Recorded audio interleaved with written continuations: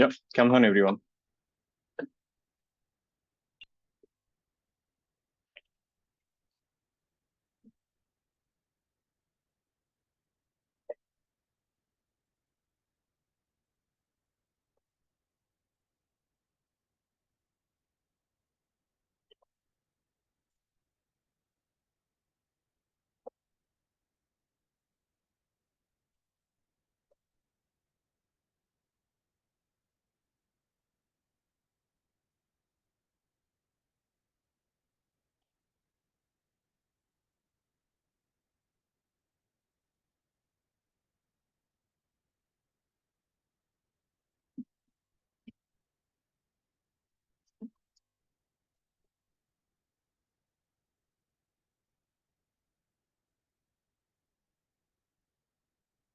So this was the last thing that we did, parallel plates.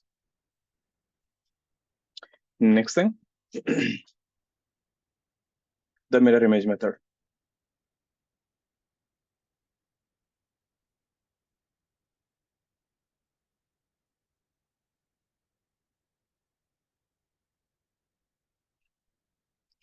Let's say we have a point charge Q,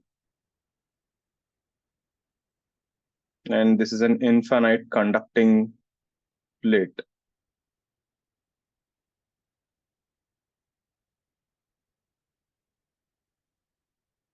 Which is grounded. Right? Now, because of this infinite plate, what will happen? There'll be some induced charges on the surface of this conducting plate. And those charges won't be uniform, meaning this would be minus. And as you go far, it will be minus here, but it will be spread out. The more far you go, the lesser the charge distribution. So you'll have a non-uniform distribution on the plate. So to find the force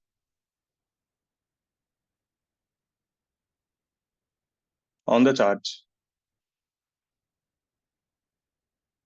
due to the induced charges on the plate. So this plus Q will induce some charges on the plate, and which will attract this plus Q.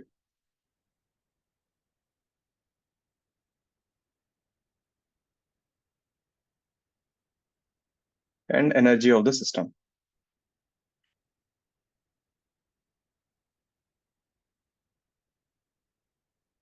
Think for a minute how to do this. Let's see.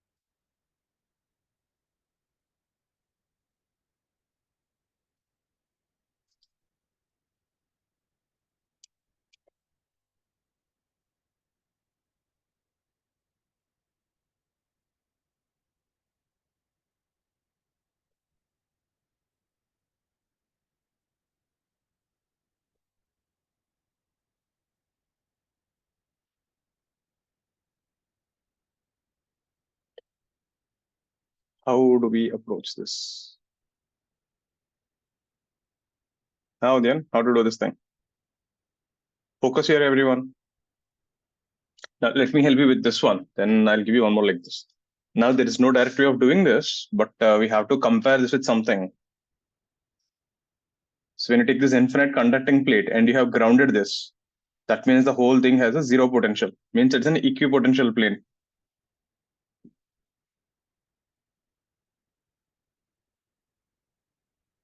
And when you get plus Q charge here, since it is equipotential, you can be sure the field lines will enter the surface perpendicularly.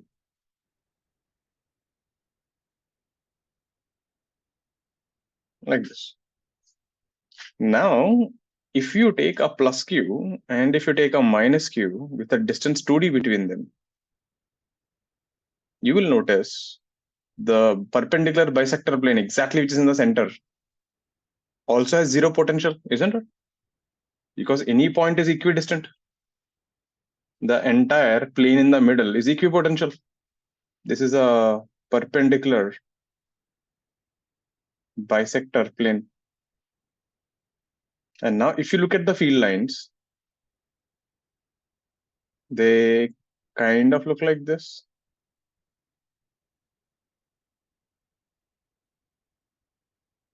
Meaning when you look at the upper half, right, there is no difference between the field lines in the upper half. Isn't it? The field lines look exactly same.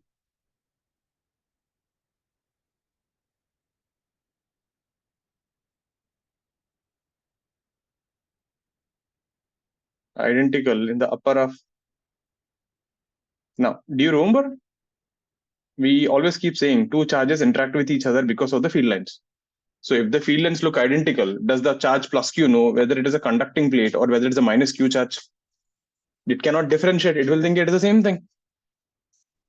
You're getting it? Because the only way you interact with each other is field. And as long as the field is looking same, it's like saying, how do you know whether you're in a dream or you're in reality? As long as the whole thing looks the same, for you it is the same thing. Maybe right now you're in a dream. That means you're sleeping. That's a good thing.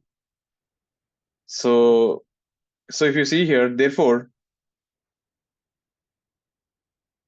we can replace the infinite plate with a minus Q charge. That's why we call it mirror image method. It feels as if the plate is a mirror and the image of it is a minus Q is the equivalent charge. Can replace the infinite plate with a minus Q charge on other side at distance t, like an image.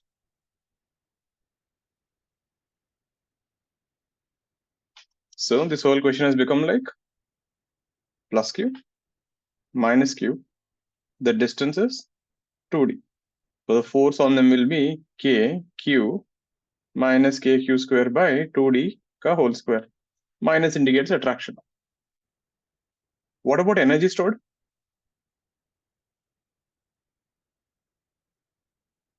Energy of the system is k q1 q2 by 2d, but there's a catch, into half.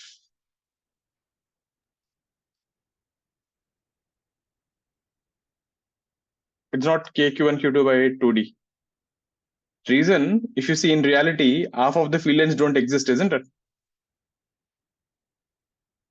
They look similar, but if you look at here, there are no field lines below the lower half. So energy stored is only half because only the upper half of the field lines are identical. So half of the energy is in the upper region, half of the energy is in the lower region. So half the energy is missing here. Hope you're getting that. So it is only half of it.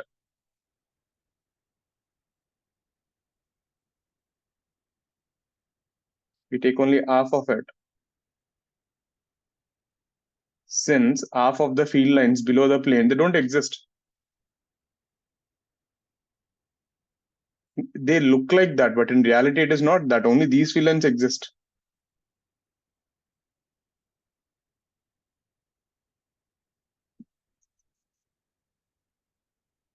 Since field lines below the plane do not exist.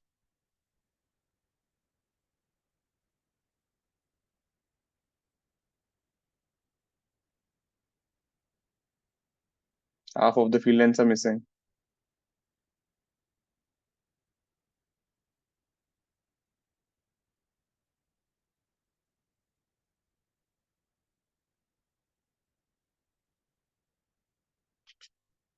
Is the idea clear, everyone? That energy is a trap. So mostly they would explain you the force in a paragraph and they'll expect you to get this energy thing.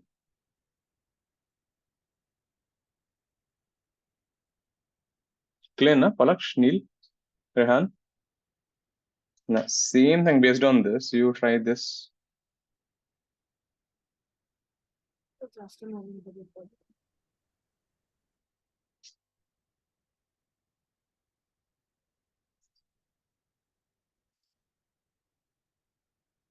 Clear?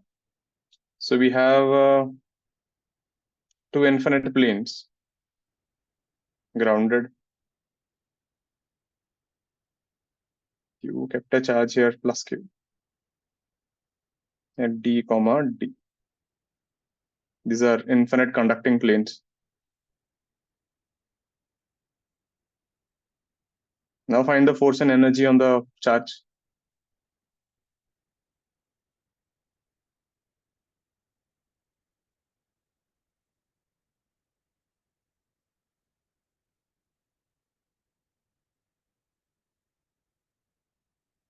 Sir, both of them are Earth.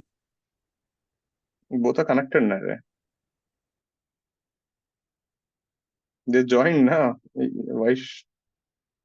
God? Both of them are Earth.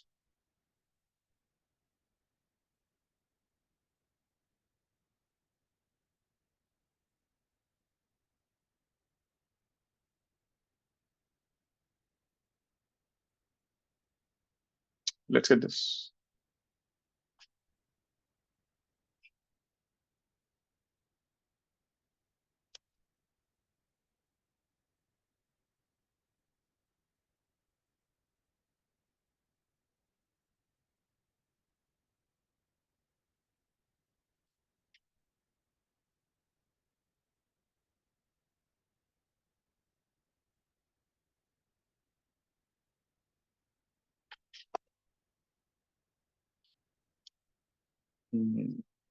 There. You never thought ray optics will come here. Minus kq square. Is that the energy ray, Lakshika? I don't think so.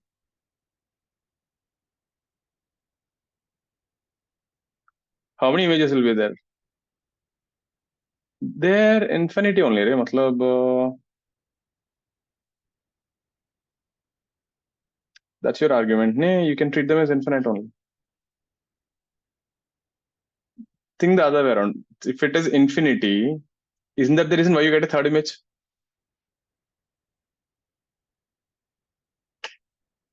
To compensate that, you get a third image.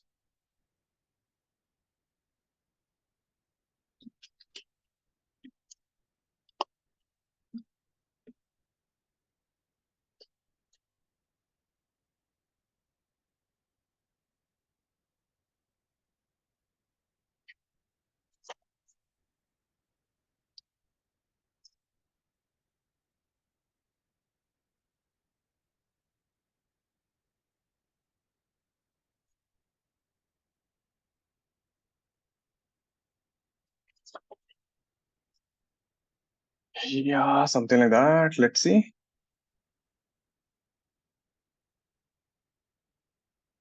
So this plus q will give me some minus q here. This will give minus q here. Now this minus q will form a third image that will form a plus q here, na? Image का image आएगा again. Won't you get three images? All possible images. Two images ना? हाँ, basically all possible. इसका इस पे reflection और इस पे reflection. उसका भी एक image आएगा ना? और वो plus q. Which one? This plus q gave you minus q. This minus q will give you plus q, na? अच्छा. If you see, for all these four charges, This is still equipotential. See, potential is zero. These two are equidistant, these two are equidistant. That is still potential zero. If you look at this plane, this also is zero. These two potential zero, these two potential zero. Isn't it? So the field lines will look identical. The whole system will behave as if there are four charges here. Is this making sense, everyone? Do you guys remember, right, the four images? So if you have two mirrors at 90 degrees, how many images you get? 360 by 90 minus 1.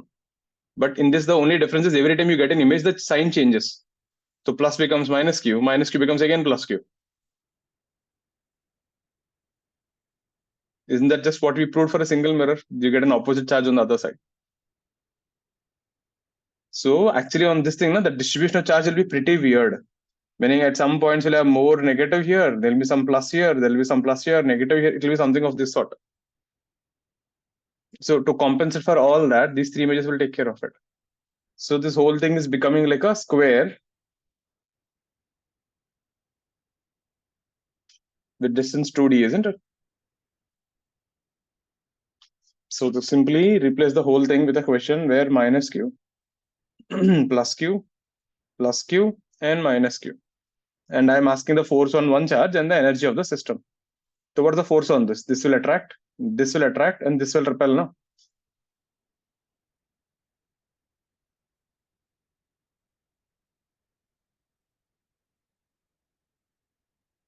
Arey God, this image you got because of this charge, no?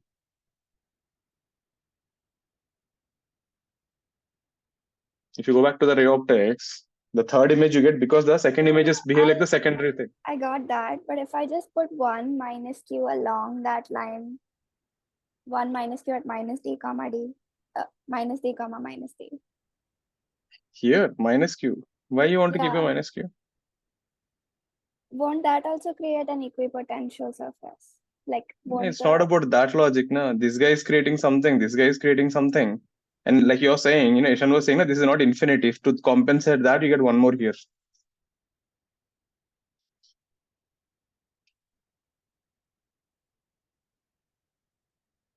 Just keep it like mirrors, no? Don't think so much. The idea was that this is actually technically a little out of the portion. They won't go beyond this. This is something I just made it up. So it's like this thing, see. I'll tell you what is happening. Here, there's plus q, na? This thing has induced a minus charge. Okay?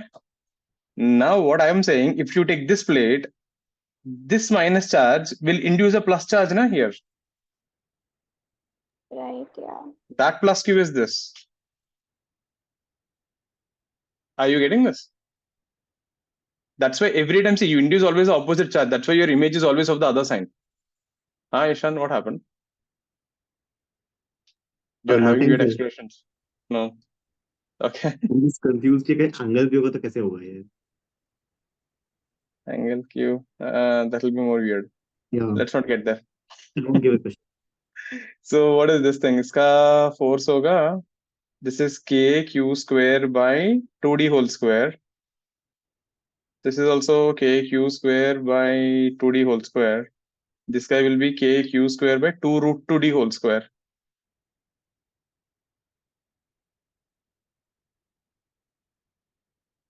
Right? So that would be k q square by 8d square minus k q square by 4d square root 2. That's your force. What about energy? There are total 6 possible pairs. The 4 side pairs minus k q square by 2d, that is 1, 2, 3, 4. These are the sides plus k q square by root 2 root 2d into 2 diagonal pairs.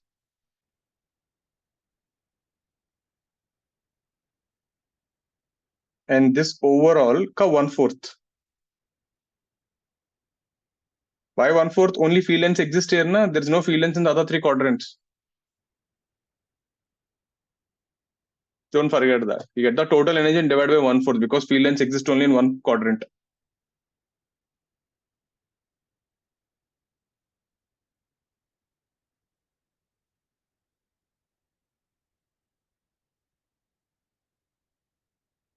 Those charges are just pseudo charges, you can say. They behave as if it is there, but no one actually exists.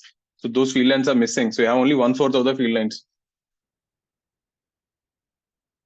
Is this clear, everyone? Why would it be weird if there was any other angle between the plates? No, weird kuch nahi hai. Then you just have to, if you put a charge Q here, then we will get 4 images. So we'll take this here, this here. Literally, we are doing ray optics. Acha.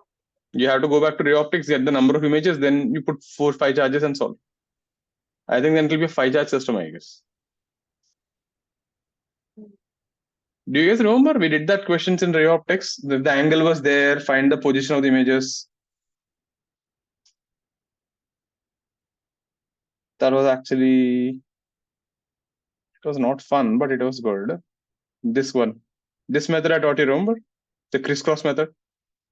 Alpha plus theta, alpha plus 2 theta, beta, beta plus theta, beta plus 2 theta. So if it is not in the bisector, right, there is a way to do there. You can check it out, see. If it is crisscross on 60-30, it is an example. So you will get 3 images, but something weird. No sir, I was asking अगर वो जो angle है जिस पे plate रखा हुआ है like अभी 90 पे है अभी suppose हमने 120 You're saying you will mess up the plates ka angle only. हाँ Like this you want to give the plates. हाँ suppose हाँ वैसे। चलेगा ना, मतलब if you keep an object here, like how many images you'll get? Let's say angle between them is 60. Then you'll get 5 images. Then you'll take हाँ, 6 charges on a hexagon. Okay sir और इसमें plus minus कैसे होता? This is plus Q, so this would be minus Q. This would be minus Q. And now you need to understand this image is created by whom? This image was created due to this reflection on this, na? So you need to see this image came because of this guy on this mirror. अच्छा हाँ okay okay So वो इसका reflection था plus Q. तो plus Similarly, ये Q इसका reflection था plus Q plus Q. अभी this would be the reflection on this guy again. तो ये minus Q. minus Q okay makes sense. You every time you get an image, just keep shifting it. It's like your first set of images. ऐसा सोचो.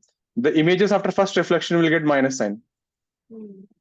The images which are formed after the second reflection will again sign will change. Okay. All clear with this thing? This concept technically is out of portion. It's not there official anywhere, but it's not difficult. They can give a small paragraph, explain the mirror image method. Especially people get trapped on the energy part. People forget the field lines are missing. Force part, maybe you'll still figure it out, but energy part will get trapped. So be careful with that. With that, we're done with the Gauss law. That was the thing left. Next, we'll finish off gravitation. It's not a big thing. We have done most of it. So it will be a repetition of most of it, but especially the only thing that is different is satellites. So we'll be focusing more on that. So let's see. So gravitation.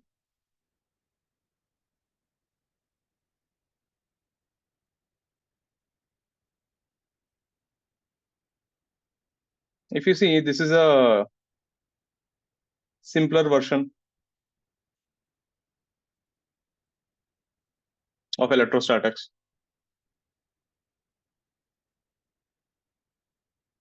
So every body in the universe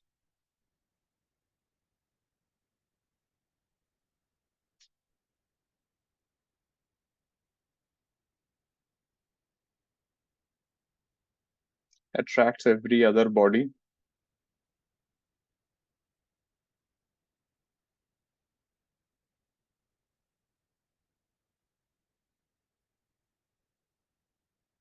With a force proportional to product of masses.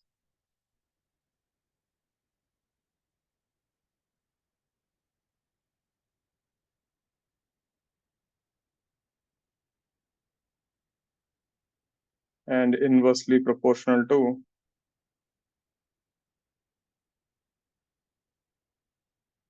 square of the distance between them. Exact same thing.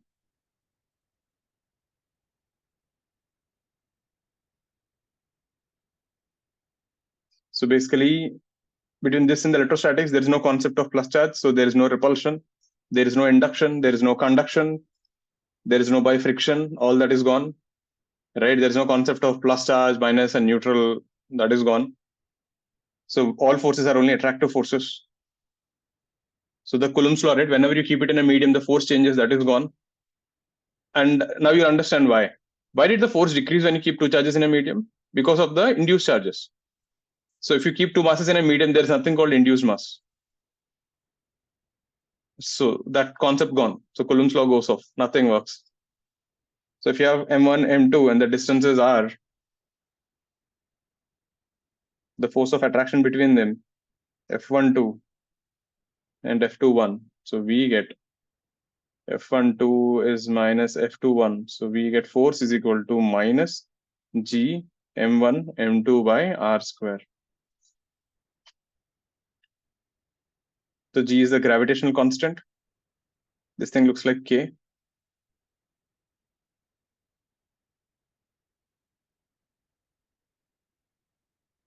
Whose value is 6.7 into 10 power minus 11. And here the negative sign indicates attraction.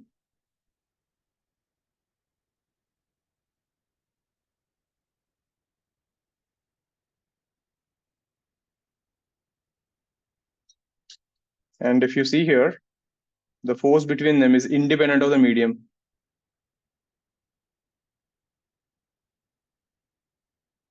We will wrap it up fast, so don't worry. Now, the only difference here, wherever you see charge Q, replace that with mass M. Wherever you see K, the constant, you can replace that with minus G. So basically 1 by 4 pi epsilon is similar to G. So whenever you see 1 by epsilon, you can replace that with 4 pi G with a minus sign. Minus is anyway only direction. And all your formulas will look identical.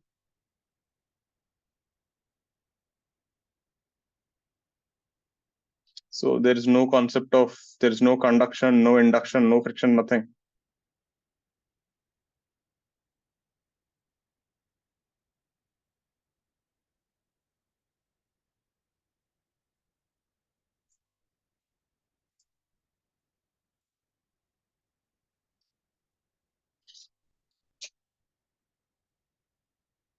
Clear?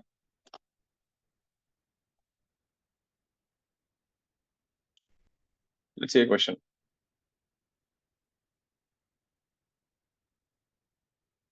We have two masses, M1 and M2, with a distance d between them.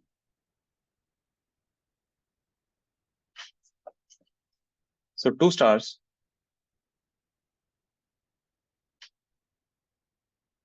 of mass M1 and M2 with distance d between them.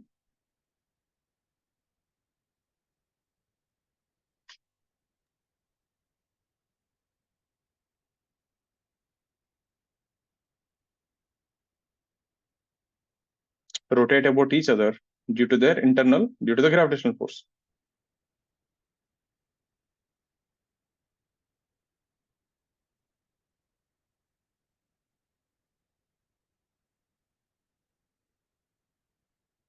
Find the time period for one revolution.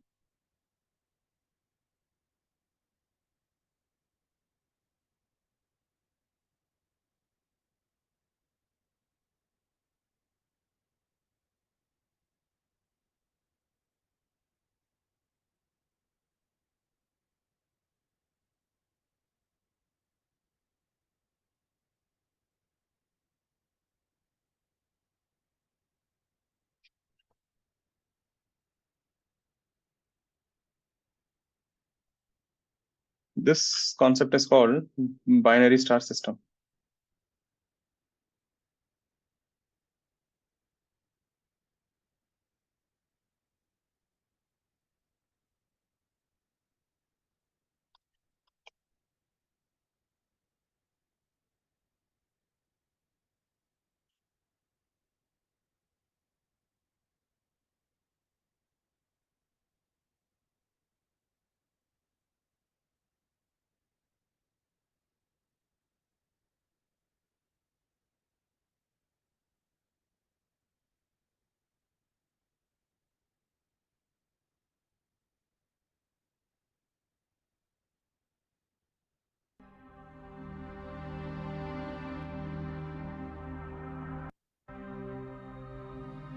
If you see, right, our Earth is a single orbits star once system. per year around our single sun.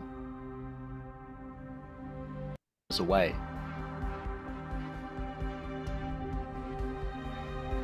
But wouldn't it be strange to look up at the sky and see two suns? Or maybe even more? In fact, systems with two or more stars aren't actually that uncommon. It's almost impossible to observe a binary system of stars with the naked eye, because the stars are usually very close together and appear to be shining from just a single point. In Yeah, fact, that is on how the the motion happens. The two stars, right? That is how they revolve. Actually, if you speak, not technically, even the Earth and the Moon, the Earth and the Moon is also two-star system. So we both are rotating. We think like Moon is rotating around the Earth. It is not true. Since the masses are comparable, we are rotating about our common center of mass. So try to look at these two things, huh? They rotate 80% about their of all common center of stars are mass. members of multiple star systems containing two or more stars. The way binary systems are formed isn't completely known. We simply can't live long enough to see such an event unfold. However, the most likely way for a binary star system to form is actually during the star's birth. Inwards, and stars will interact. Wide binaries usually have no significant effect on each other, so they form independently. On the other hand, closer binaries can have a huge effect on one another, and even begin to transfer mass as they evolve and grow. You can have a black hole and a star revolving around each other. The black hole will keep Closest- eating the star. I'm pretty happy right where I I am. think I don't have that. That would be nice. I'll see. I'll try to find that. Black hole eating the star.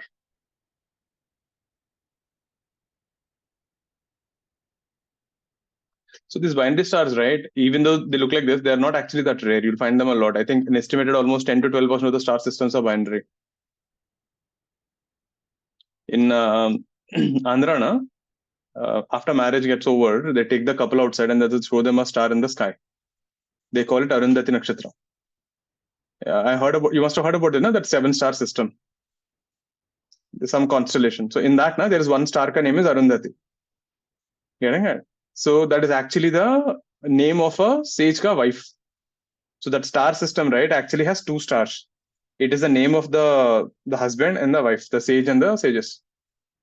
So after the marriage, right, they show the couple this star and say, like, just like these 2 stars stay together forever, you also both be like that. That's a symbolic thing of, showing the couple. So I think first time, right, I think when my sister got married, they took her outside and they're showing there, and I was looking into the sky. I couldn't find anything.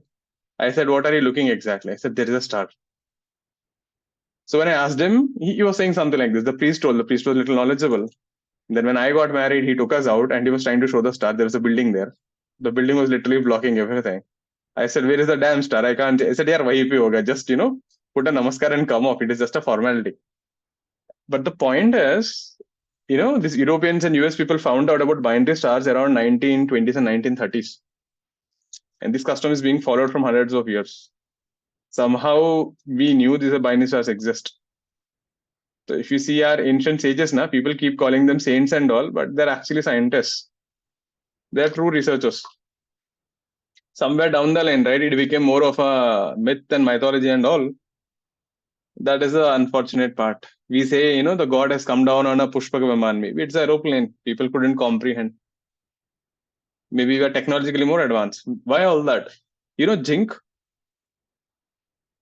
Zinc, right?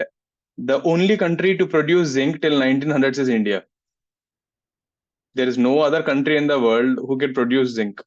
That is because zinc has a very big peculiar problem. Zinc melting point is 297 degrees. Zinc boiling point is 300 degrees.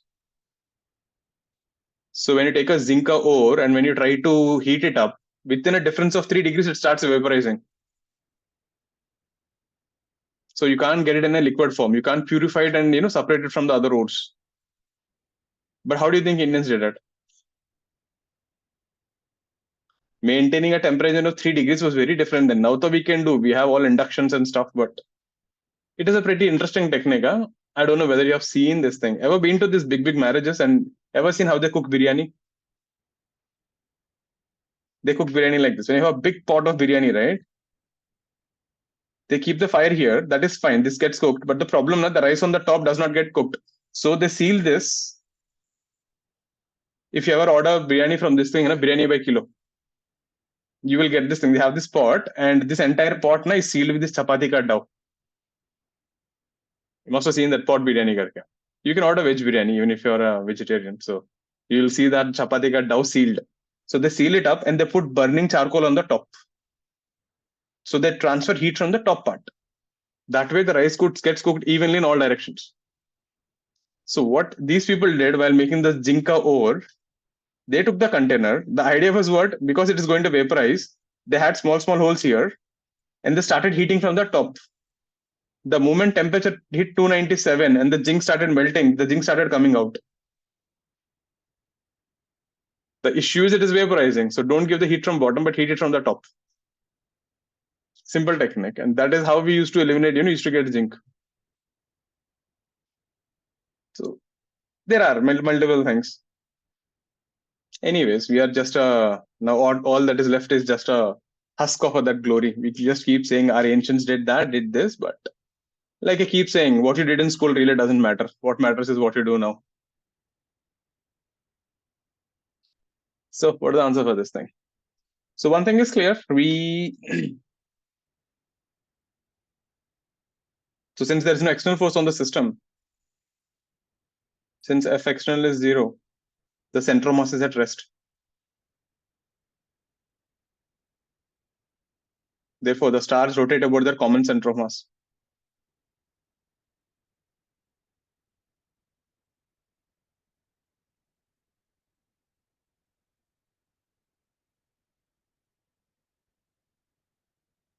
So M1, M2, I'll assume this is your center of mass.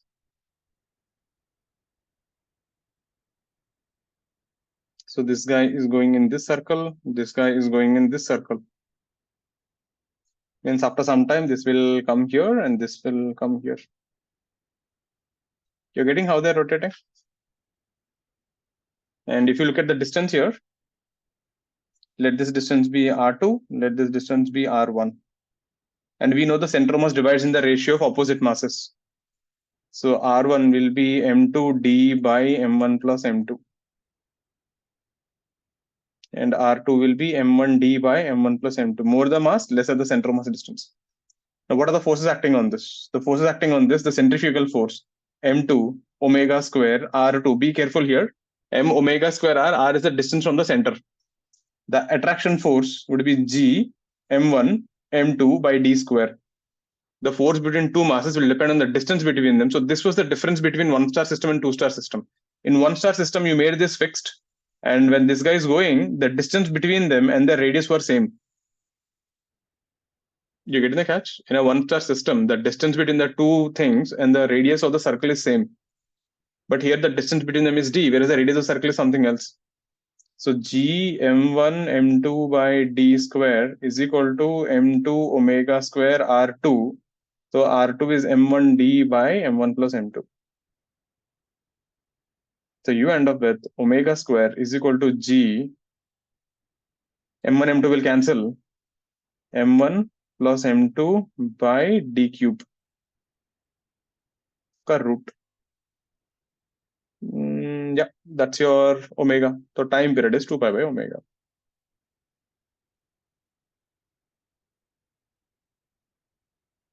You could have taken the other planet also, you would have got the same answer.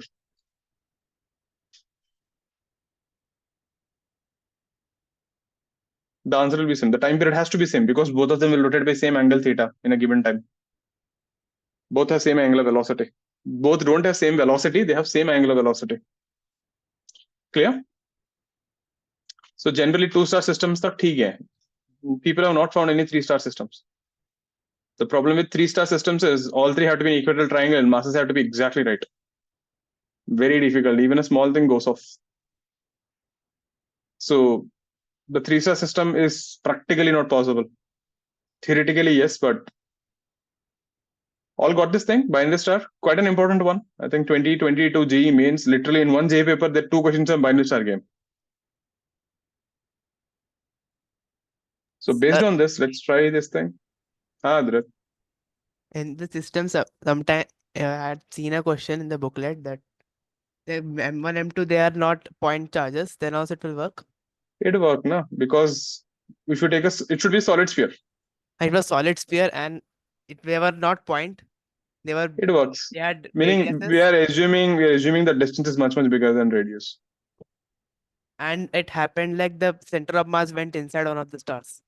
Yeah, that only happens when you take sun and earth. The sun ka mass is so heavy, the center mass of the system is here. So the sun It is will actually work. rotating about this axis, so it feels like it is wobbling. So will this work for time period? It won't work then. The center mass has to be outside. If it is I inside, did it the won't same. I work. got the wrong answer, something like that. It won't work then. It starts wobbling actually. Time period of two binary stars is always the same. Yep. It depends on M1, M2, right? If you have different masses, you have different thing. What if there are 6-star system? Now find the time period.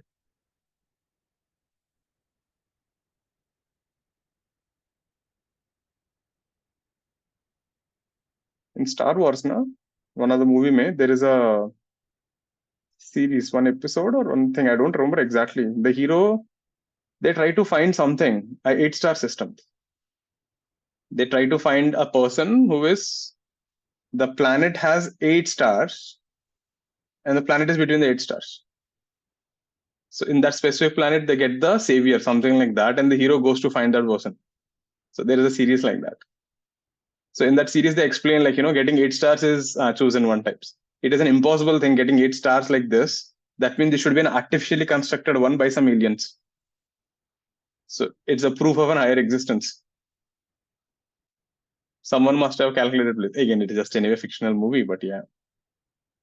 So in that case, if the COM goes into the sun, the time period would vary a bit, no? Like it would fluctuate. Yeah. It does fluctuate. Okay. It does fluctuate. It's a regular existence. So 6 stars.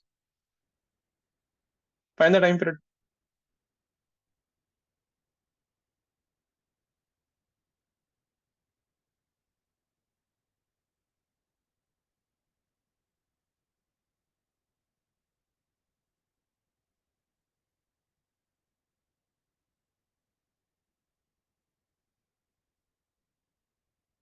We could have done these questions also there, but okay. This you couldn't have done 6 stars. Because if all are like charges, they'll not attract each other, na? Binary you could have created plus q minus q. You can't create 6-star system or 4-star system with plus and minus q charges. Because if all are identical, they'll repel each other and fly off.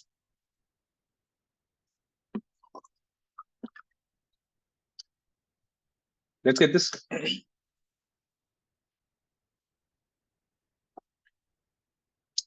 Simple thing. Just try to find the net force and equal time omega square r. That's the only thing.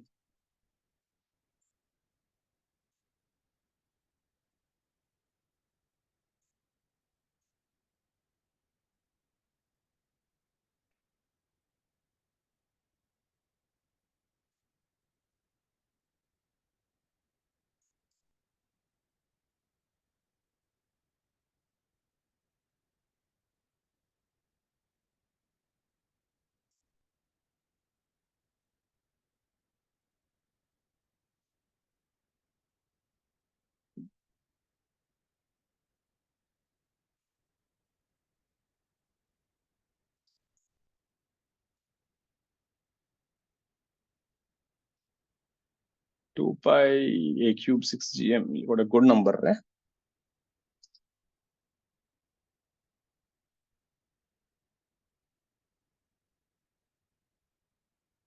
Let's take f is equal to gm square by a square. So this guy will attract with f. This guy will attract with f. Hope you remember this distance is root 3a. So this would be gm square by root 3a square. So this guy would be f by 3. This distance is 2a. So this distance would be f by 4. And this distance will be f by 3. Isn't that the forces?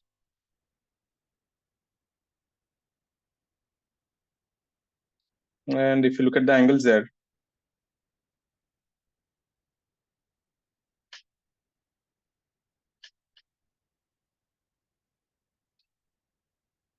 So this was F. This was F. So resultant is towards center. This was 60 and this was 60.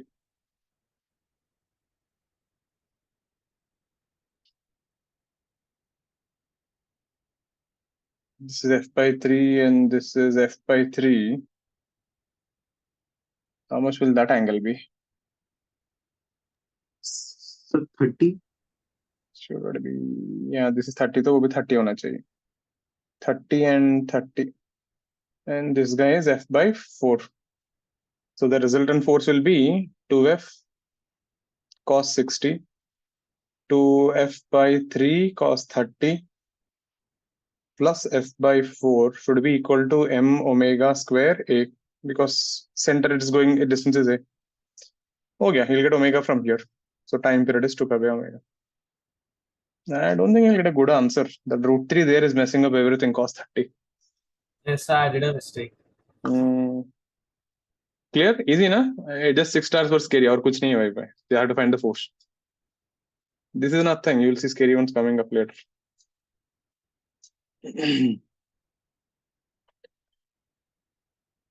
All got this?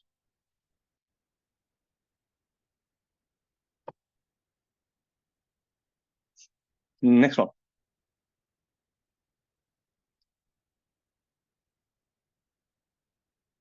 Now, if you just look at the formulas, I'll just brief it up. If you have a mass m, there's a point P at a distance r.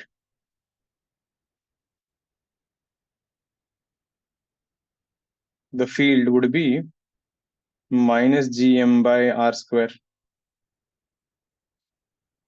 Potential would be minus gm by r. Attraction, negative indicates attraction.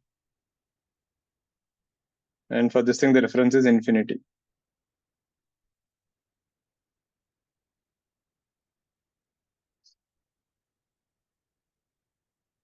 If you have two masses, m1 and m2, the potential energy of the system U is minus G m1 m2 by r. There the formula is k q1 q2 by r. And if you have multiple systems, multiple masses, the potential energy of the system would be minus G m1 m2 by distance between 1 and 2 minus m2 m3, distance between 2 and 3, minus m1 m3, distance between 1 and 3. So the formulas would be exactly same, just replace m's with q1 q2 with m1 m2 and g with k.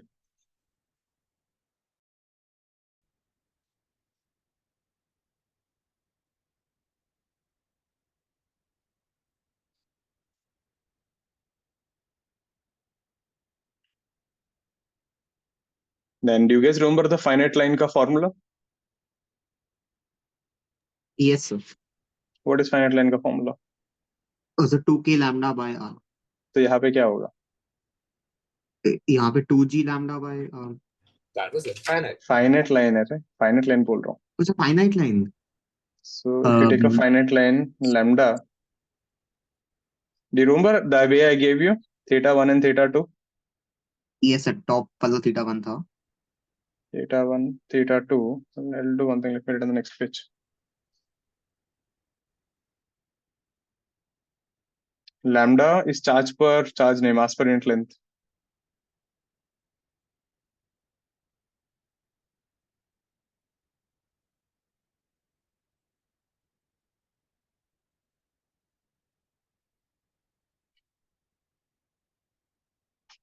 So that formula, right? This component would be G lambda by D sine theta 1 plus sine theta 2 away from the line charge.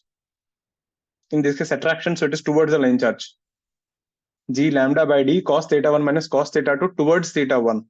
Because of the minus sign, this would be G lambda by D cos theta 1 minus cos theta 2 away from theta 1. Or you can say towards theta 2.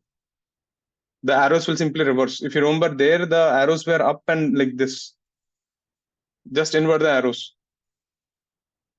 If you make theta 1 is equal to theta 2 is equal to 90, you get infinite line charge, infinite line mass.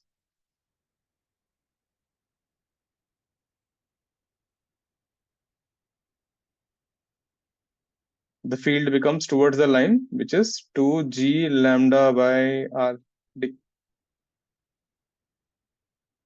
There. Cos theta 1 minus cos theta 2, right?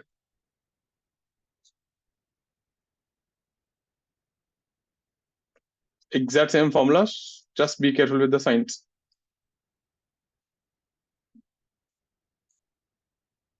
So every other thing that you did, do you remember arc ka formula? What are the formula? 2k lambda by r sin 2k lambda by r Sin theta by 2. sin theta by 2 sin theta by 2. minus So that was away from the bisector. This will be towards the bisector.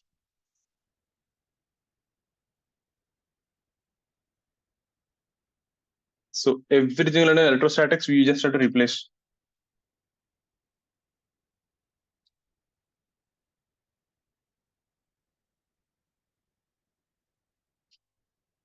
Turning the page.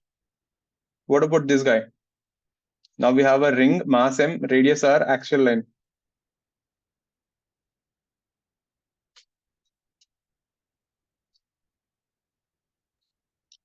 At a Can I distance, see? let's say x.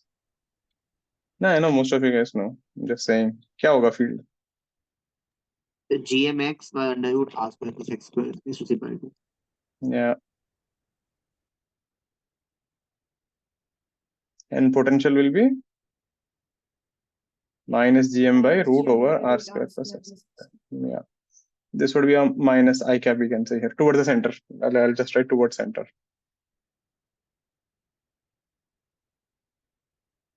Graph. Now graph, be little careful. Graphs will actually get inverted. Because we take I cap as positive and minus I cap as this graph would be like this and like this. And anyone remember this peak ka value, where it will come? R by root 2. R by root 2.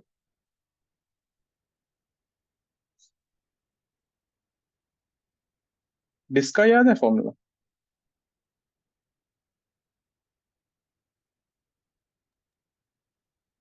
I can try. मुझे I don't know याद है completely.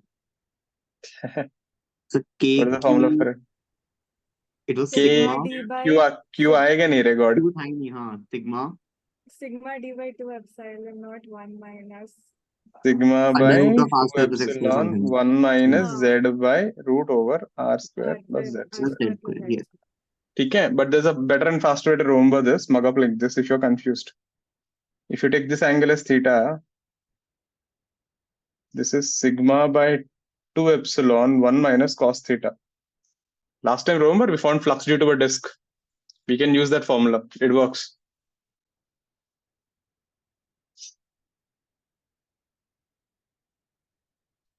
So that cos theta is the angle. If you're confused with that, use this. And if r tends to infinity, so what is sigma here? Sigma is mass by m by pi r square. Mass per unit area. And if r tends to infinity, what will happen? This guy will become an infinite charge mass sheet. This charge word keeps coming up. Be careful. इसका क्या होगा formula? Sigma by 2 epsilon. Sigma by 2 epsilon, but epsilon नहीं है ना यहाँ पे. तो epsilon का place में what should we replace? Also 4 pi g. So epsilon का place में we will replace 1 by 4 pi g. Yes.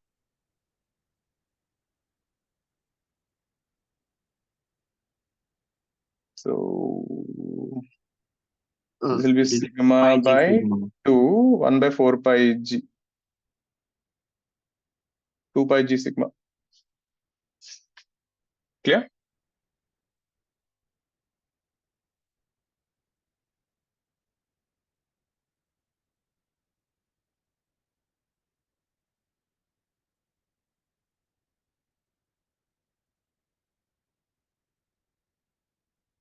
Next thing.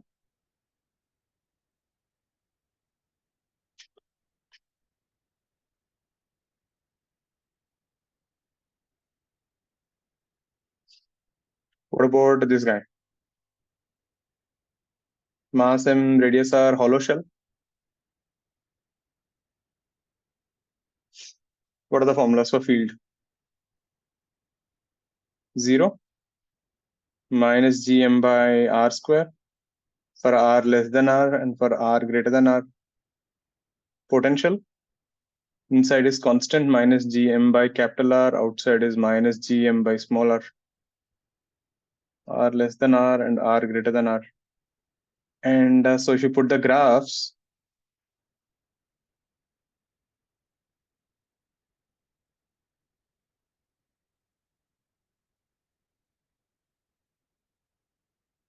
this would be 0, then it goes negative and goes like this. The graphs will get inverted. Potential would be minus and then goes like this. And the most important thing, remember self-energy? What is self-energy for hollow shell? kq square by 2r. So minus gm square by 2r. And do you guys remember field pressure? In this case, it is gravitational pressure. What is the field pressure formula? Sigma square by 2 epsilon. So epsilon ka place mein you'll get 1 by 4 pi g. 2 pi g sigma square, where sigma is nothing but m by 4 pi r square. Everything you learned will come here. Self-energy, field pressure. Because every mass particle is attracting each other, this will put a pressure on the shell to compress.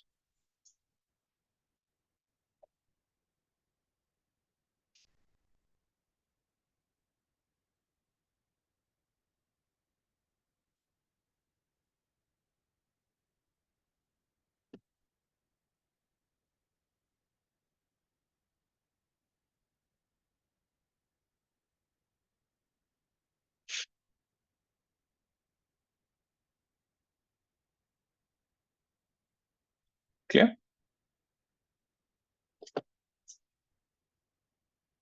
Next thing, solid sphere.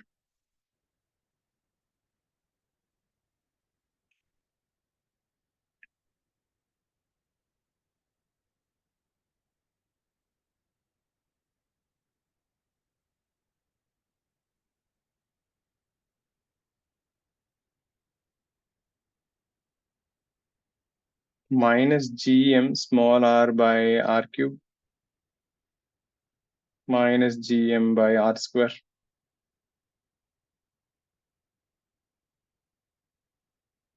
Like it's out of all this thing, the potential is the most messed up one. Minus gm by 2r cube 3r square minus r square.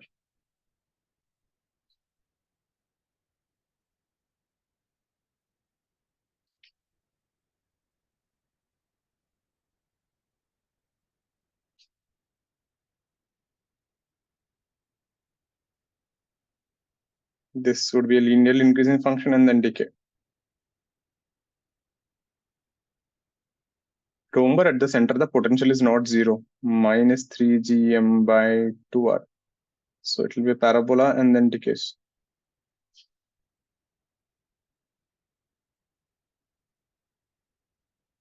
Self-energy minus 3 kq square by 5r minus 3 gm square by 5r. Do you guys remember the pressure?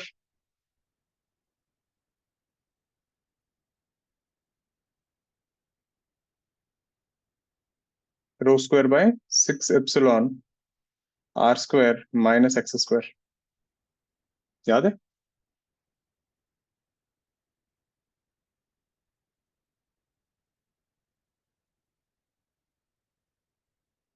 This guy. Positive charge, right? The repulsion is a solid sphere. This is the pressure, remember? I told you to remember this also. Rho square by 6 epsilon r square minus x square. This would be the pressure inside the solid sphere. But this will be the gravitational pressure.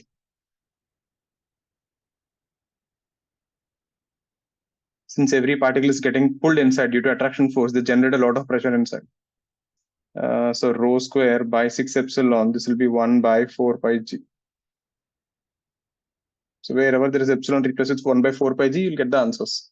So let's simply go up there. That would be 2 by 3 pi g rho square r square minus x square. Rho is nothing but m by 4 by 3 pi r cube.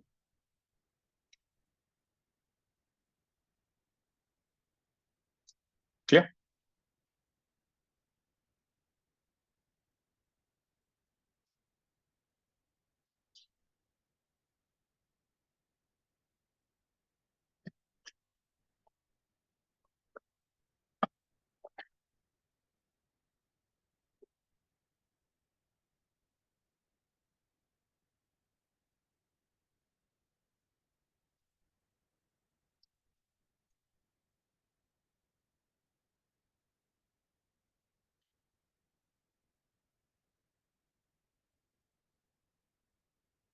Let's see a question.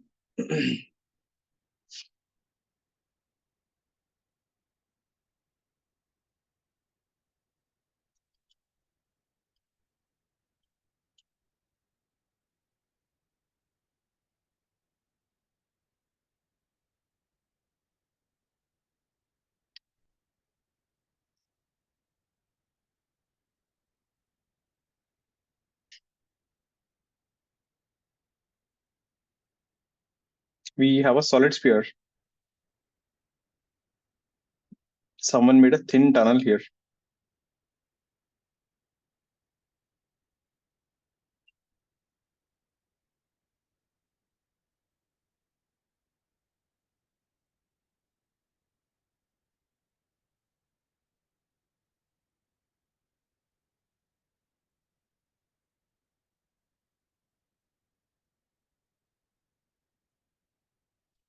So from the center, this is at a distance d. And on the tunnel here, a particle m is released from rest.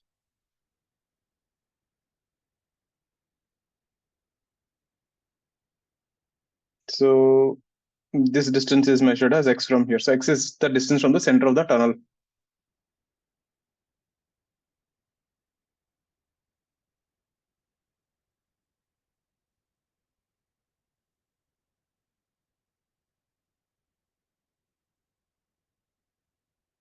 Find time taken to reach the other side.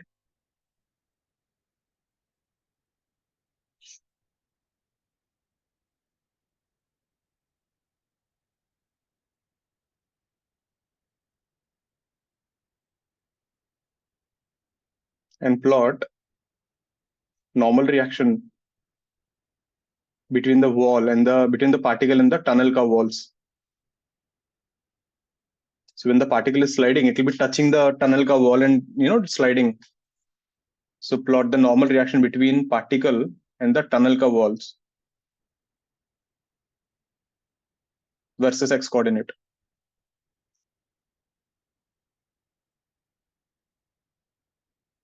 Because think about it, when the particle is here, the attraction will be like this, no?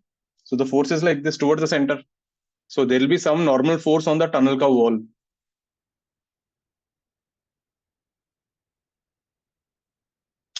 Let's get this.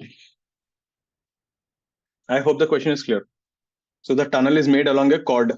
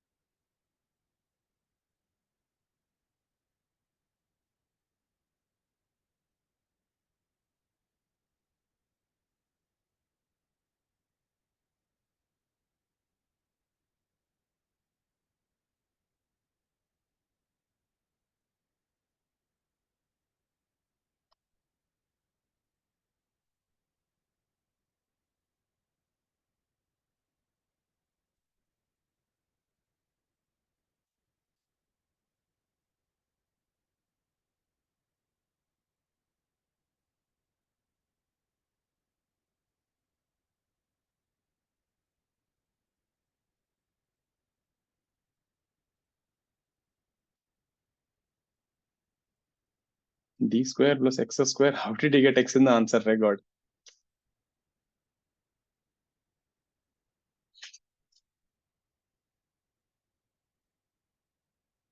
X is just a variable.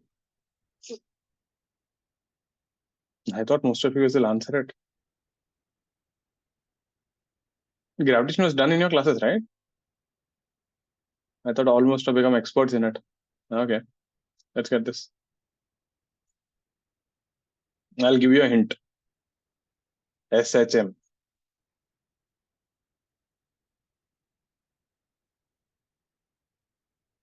I still didn't teach you what is small g ray, Aryan.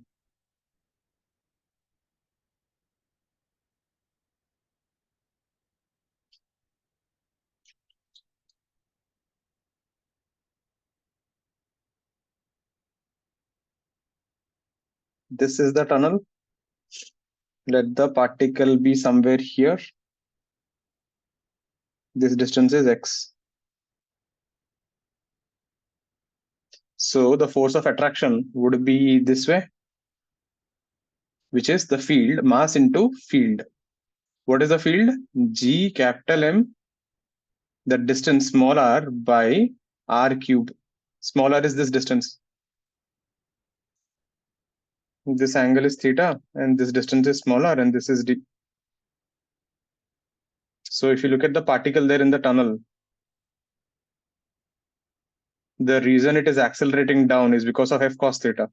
So f cos theta is equal to minus mass into acceleration. So that would be g m m r cos theta. Now r is changing, theta is changing. Both are changing, but r cos theta is x minus ma. This is x. So we get a is equal to minus g m x by r cube. A is equal to minus omega square x. It's an SHM. So time period would be 2 pi root over r cube by gm. But this is what I asked. This is the total time. You want only one-way journey, A to B. So time taken to go from A to B is only half of this. So pi into root over r cube by gm. And similarly here, if you look at the horizontal force, this guy would be f sine theta. That will be balanced by the normal reaction. So we have normal reaction is equal to f sine theta, which is nothing but gmm by r cube r sine theta, which is d, which is constant.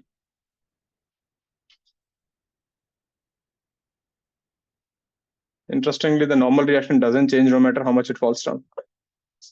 So if you try to plot the graph between n versus x, the graph would something like this. Meaning I'm assuming below is x negative and above is x positive. So as this guy is sliding on the wall, the normal reaction doesn't change. So they can ask an interesting question. If there is a friction on the wall and the particle slides and stops here, find the coefficient of friction. How will we do that? Work done by friction is equal to loss in potential energy. And since normal reaction is constant, friction is constant, na? Since n is constant, friction is mu into n, that is constant. So force into displacement, will friction into displacement will give you work done by friction. That should be equal to the change in potential energy between this point and this point. Have a look at this. So, and one more thing, if you observe this is independent of tunnel ka position. The time period means you dig the tunnel wherever you want, in the center, in the edge, it doesn't matter.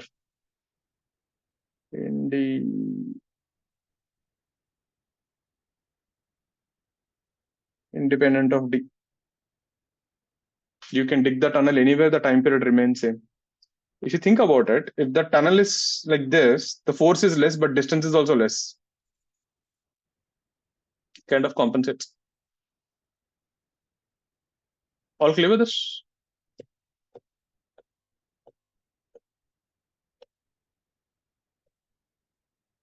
So if you actually dig a tunnel like this on the earth, it takes 84 minutes to go and come back. Means one-way journey is 42 minutes. And earth ka diameter is 12,800 kilometers. You're completing 12,800 kilometers in 42 minutes. There is a movie called Total Recall. In that movie, right, what happened? The Earth was completely polluted. Everything gets destroyed. Only except two islands remain. One is Britain, it's an island, and Australia is another big island. So Britain becomes a high society like our Colaba, and this Australia becomes like a complete slum area where all thieves, robbers, and everything people live. So every day, right? So these people build a tunnel through the center of the Earth. Australia and Britain are exactly opposite, it seems. I don't know. So they build a tunnel through the center of the Earth. So every day morning, all these people go to work. Just imagine, people coming from Kopoli, Karjat to CST. For local train, में 2.5 hours, something similar. So people get into the train. This thing falls to the center of the Earth. They reach there, they do the work, and evening again they come back. So movies like that. And typical movie. That is the only scientific part about it. After that, movie is bullshit. Right? We know what will happen. The villain will try to destroy these people. The hero from here will save everyone, and blah blah blah, and story goes on. It's an interesting thing. So this thing, when I was still studying in college, Madras mein, I used to go out and teach foundation. So there is one area in Chennai, I forgot, it is 60 kilometers from Chennai. It's a nuclear power plant, just like BRC. Just like BRC in Mumbai, in Chennai also there is this thing. Nungambakam, Kombakam, some Bakam, I don't remember. Getting it? So there, I used to teach there. So I used to have a foundation class, Kalpakam, right, Vidyut. Kalpakam. So that's a nuclear thing there, just like I think BRC type. So I used to go there and teach there. 8th standard, so that is in 2008. Those kids were 8th standard. Now they must have been quite big. So foundation, right? Usme every 2 hours ka class mein 1 hour I used to teach them, and 1 hour it used to be like thinking about something. So one day I gave them homework. I taught them this concept of a tunnel, not numerically, but just I gave them an idea about it. And then I told them, every class I used to give them something. It is year 4000 AD. Humans have colonized moon, and we have built 2 cities on the north pole of moon and south pole of moon. So develop a transportation system so that people can travel from one city to another city. This is the problem statement. And I said, think about it. Jo soch sakta hai, soch ke aao. Next class we will discuss. So on this, we used to discuss for half an hour, 45 minutes in the class. 8th standard students, what do you want to teach them? You give them an idea, right? How to think. Who will teach them all numericals and numbers and Coulomb's law bullshit? So, ho gaya. Next week, they came to the class. People came excited with different ideas. So then I started asking them. I said, okay, what did you guys think about it? So one guy said, sir, we will take a parachute, go into the air. The moon will rotate, then we'll land. Well, 8th standard kids, what do you expect? So that was their idea. Then I said, yeah, first of all, moon doesn't have an atmosphere. Right? You can't take a parachute. Even if you take a parachute, you will go. It's like, you will go with the moon ka rotation, right? You have inertia. So I told him it doesn't work. Karke. He understood. He said, okay. Then I said, second person, I said, what do you think? He said, sir, let's build a very, very, very fast train. Matlab, he just added 3 varies in front of fast. Right? So matlab, he thought that only. Then I told them, see, very, very fast train means there's something called maglev, which will actually float above these things. And this thing can reach speeds of 12,000 kilometers per hour. In a vacuum tube, you can reach 12,000 kilometers per hour, and luckily moon is vacuum. That's the practical speed. Theoretically, it can go even much faster, 12,000 kilometers per hour. So I said, okay. Then one person said, sir, teleportation. And this I was shocked, because see, this is not now. People didn't have access to Google, YouTube. Kuch bhi nahi tha us time. Smartphones were not there. The most technologically advanced smartphone is a Nokia 2600. So internet access is a different thing. And the kid said, teleportation. I was quite surprised. I said, how do you know about teleportation? Then he said, Power Rangers, Ninja Storm. Okay, he was showed the action. So in that cartoon, Power Rangers, there is that scene. Every time these people want to go somewhere, they teleport. So the kid saw that and said, yeah, teleportation ho sakta hai. Then I said, what is teleportation? He said, I don't know. In teleportation, what we do, we take a person or anything, any object, we disintegrate each molecule. Literally, we kill you, right? So when we disintegrate each molecule, we collect all the data. So every molecule ka spin number, quantum number, how many electrons, what is there, everything we collect data by data. And we transmit the data at the speed of light. And the other side, we have an assembler, which will again reconstruct you. So every time we teleport you, we have to kill you. So actually what we are making you is actually a clone. It was never you. And if you can collect this data, I can make multiple clones out of you. So I told him every time you want to teleport, you have to die. He said, no, I don't want that. So there was one girl called Pavitra. She told, sir, why don't you dig a tunnel from here to here? I said, yeah, interesting answer. I was expecting someone will say, but I was not expecting also. Then I excitedly asked her, why do you think that shortest distance between 2 points is a straight line? And she had her own reasons, but that was a very good answer. Because if you actually dig a tunnel on moon, you can't do this on Earth because Earth has a molten core, 6,000 degrees. Moon is a dead rock. There is no core. Moon is vacuum. There's no air resistance. Digging a tunnel would be the best solution on a moon. Anyway, so that was the thing. And it's a free of cost now. So just imagine you take something here and drop it here. It just goes there. Now, so you won't die because of speed. You die because of acceleration. But acceleration is always less than g. So your speed will increase till center. Then some person asked me something. These kids were really thinking, sir, once you come to the center, you have to reverse the spaceship, na? Meaning, think about it. A person who is sitting like this, wherein this is down, once you cross the center, if you keep him like this, now this becomes the ceiling, isn't it? So you actually have to rotate the seats or the spaceship when the person comes here. So you have to make them like this because up and down the concept changes. And once you come out here, so if you throw something with speed u, you come out with speed u. You give zero energy, free of cost, you are transporting people. It's a pretty nice transport system, but anyways, that's the thing. Anyways, take a break, come back by 7, we'll continue.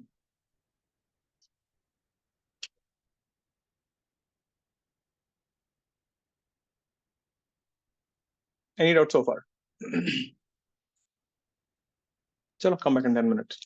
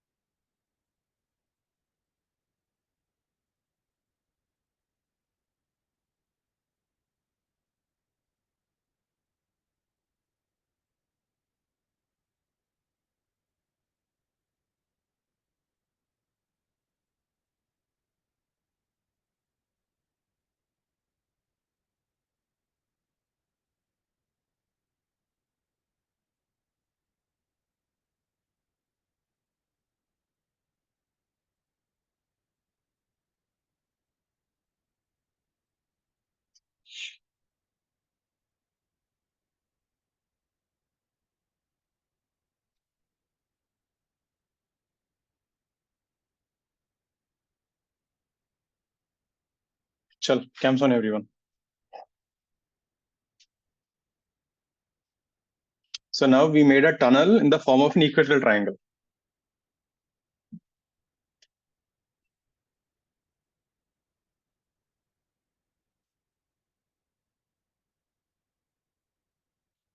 So we have a solid planar diamond R and the tunnels in the form of equilateral triangle.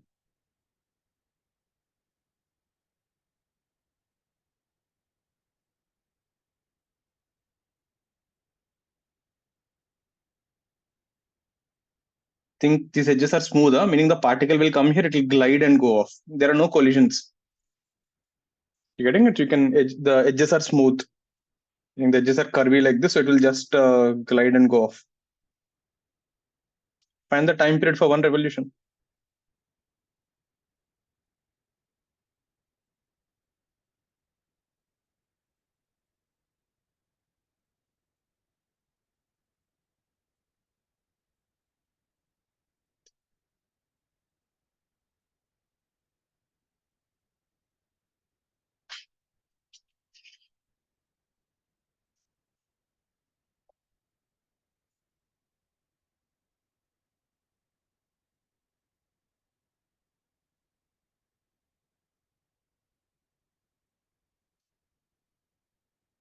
Get it, easy one.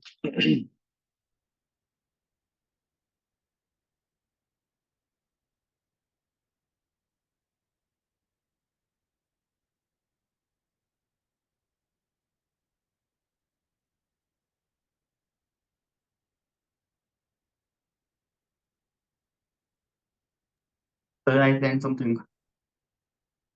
You're right. Think about it. This is just like one tunnel, isn't it? So the answer would be what? 3 times of the previous answer. Yeah, right, Rehan. So if you see the time period in the tunnel, TAB, we just calculated pi root R cube by GM. So it doesn't matter where you make the tunnel. And it doesn't matter whether it is equilateral or what, from previous question. So the answer would be, so for a round trip, A, B, C, A would be 3 times pi root R cube by GM. Easy? Next one.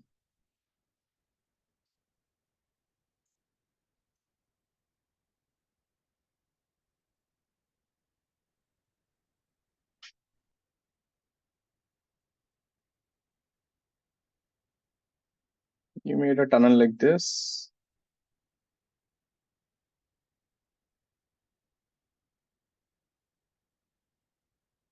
Like this.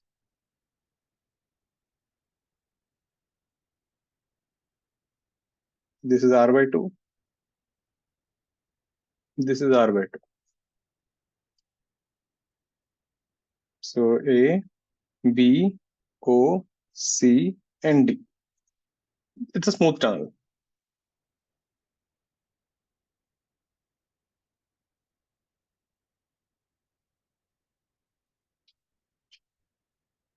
Release from rest. Find the time period to take to reach D.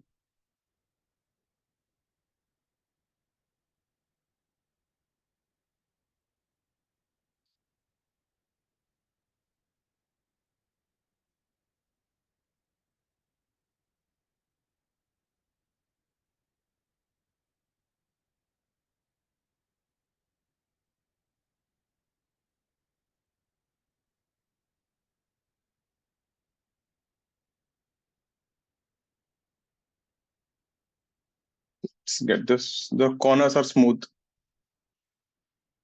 Again, there are no collisions. If it is actually an anti-gradient, it will collide. We'll not get into that.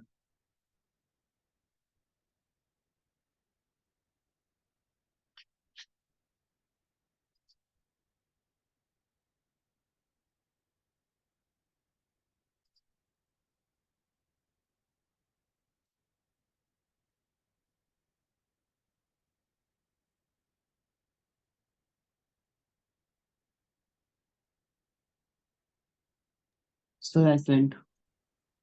Yeah, I know you sent, but I don't think that's the answer. Hmm.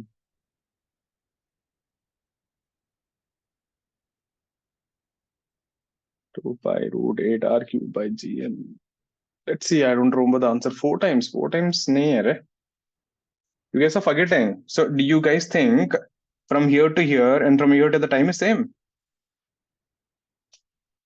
From here to here and from here to here time will be same. They're not the same thing.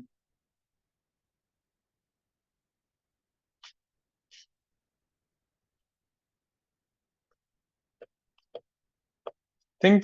Take a minute. It's not easy like previous one. Kuch to hai. Something changed.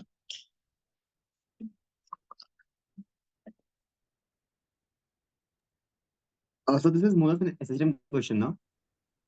हाँ सच में है और क्या है we are doing SHM only gravitation. We are just putting the name as gravitation. We are doing SHM only. Isn't that how SHM chapter is like? It's a parasite. It takes every chapter and calls it SHM. It's like your friend in the lab. You do all the work, but he also gets marks with you. If you have a friend like that, you will realize.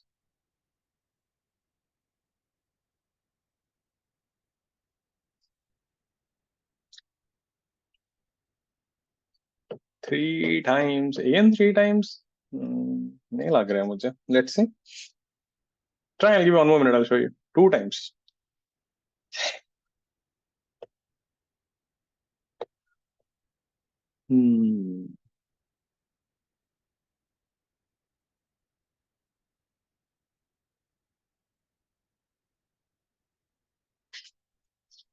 See.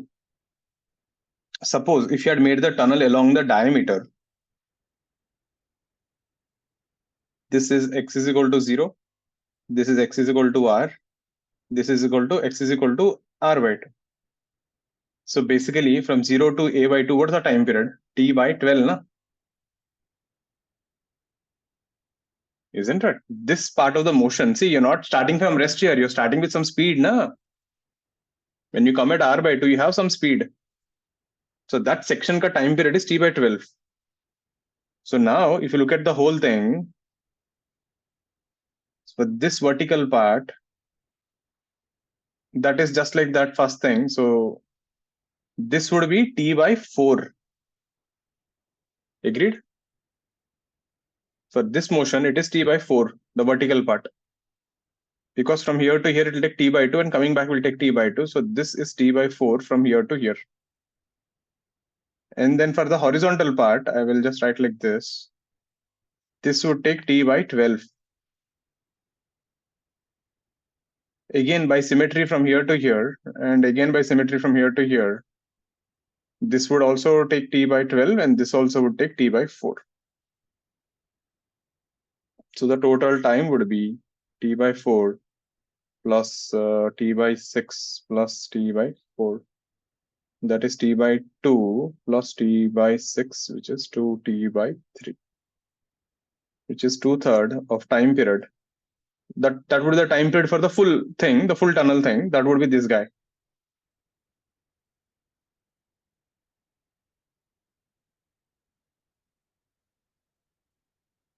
Because when you come to r by 2, you're not starting with 0 speed. You already have some velocity. Sir, but the velocity is in vertical direction. अरे it is a smooth curve ना रे, speed change हो जाएगा ना. I don't know That how is the it whole. direction, so वो pi आ रहा है. What? I took it to be 0 in the vertical and How? 0 Means in you're the saying this will come and stop here and then we'll go again, ऐसा? Then what is the point of writing this thing? Then why didn't you do this in the previous problem? it You seems should have done this. You should have done this also here then. Told you na, ignore those edges, isn't it? That's what I was saying. If you're coming with here speed v, you will take a turn with speed v only. It's a smooth curve transition. So you're just sliding off. Clear? Yeah. Don't do that. If you make it a 0, then there's nothing. All clear with this? So there you can play with tunnels like this. Let's see one more.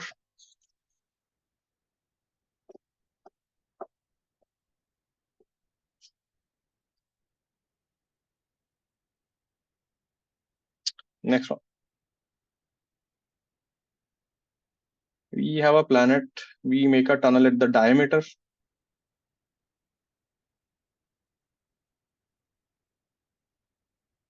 This time, instead of leaving from 0 speed, this thing is projected inside with a speed of root over gm by r. Find the time taken to reach the other side. So this point is A and this point is B. It is not released from rest.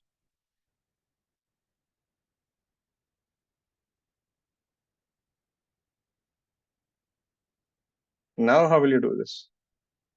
All these questions we couldn't do in SHM.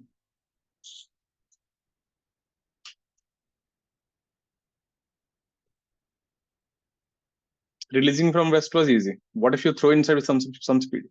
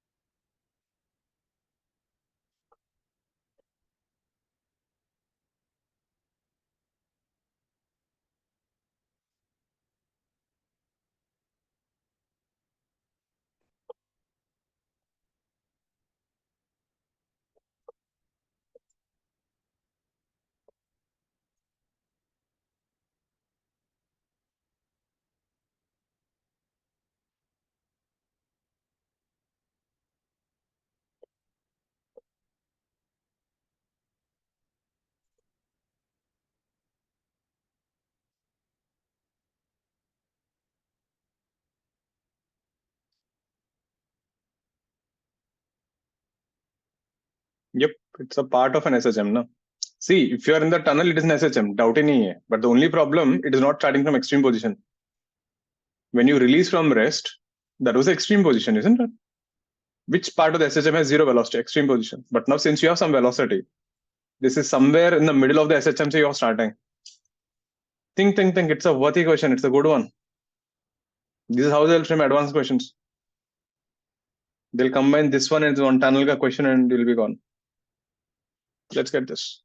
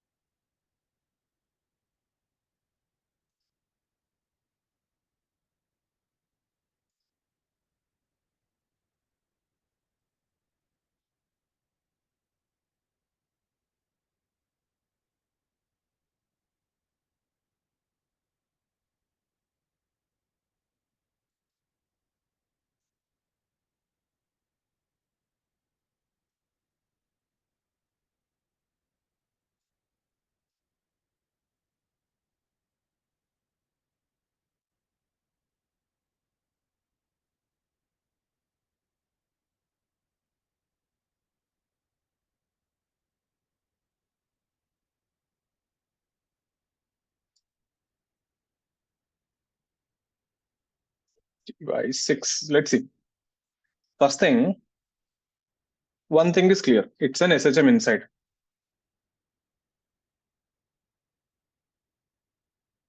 So if you're somewhere here,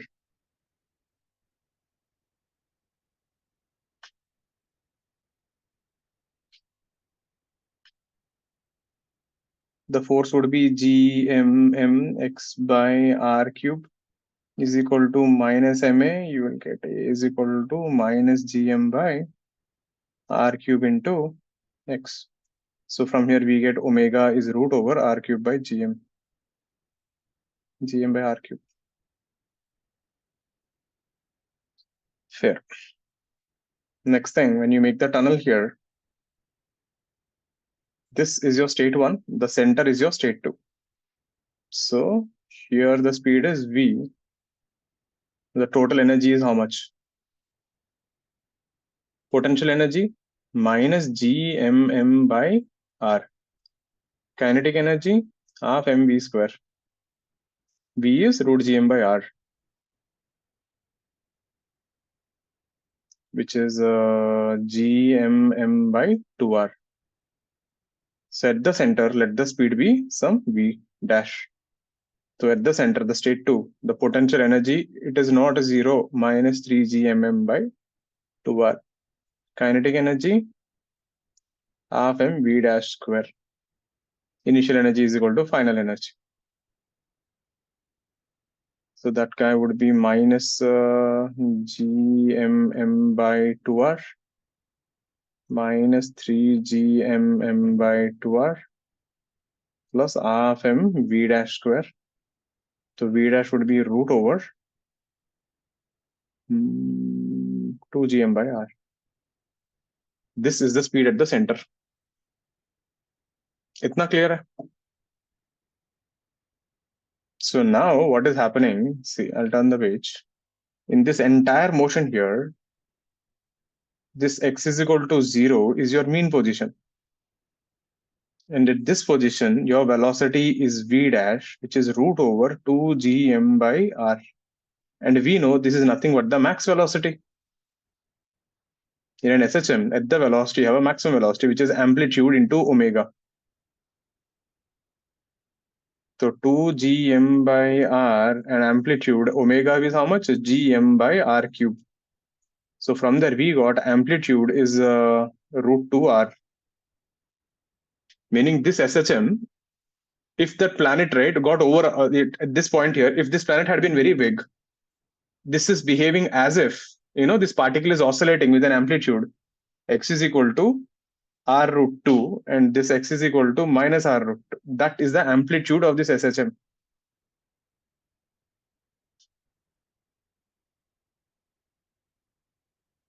Make sense? You could have done another way also. But you're starting the motion from here at x is equal to r. So doesn't this look like amplitude and doesn't this look like amplitude by root 2? Are you getting this? Meaning if this planet, if you had taken a planet of radius r root 2, if you release from rest, this particle ka motion, right, would have been, so you're counting only from here to here. I hope you're getting it. This whole thing is behaving as if there is a planet of r root 2 and you release the particle from rest from a tunnel and you're asking time taken from here to here, which is a by root 2 to minus a by root 2. That's how the whole thing is behaving. And this time period is how much? T by 4, na? T by 8. Do you remember? 0 to a by root 2 is T by 8. So you're going from x is equal to plus r to minus r. So that is another T by 8. Answer is T by 4.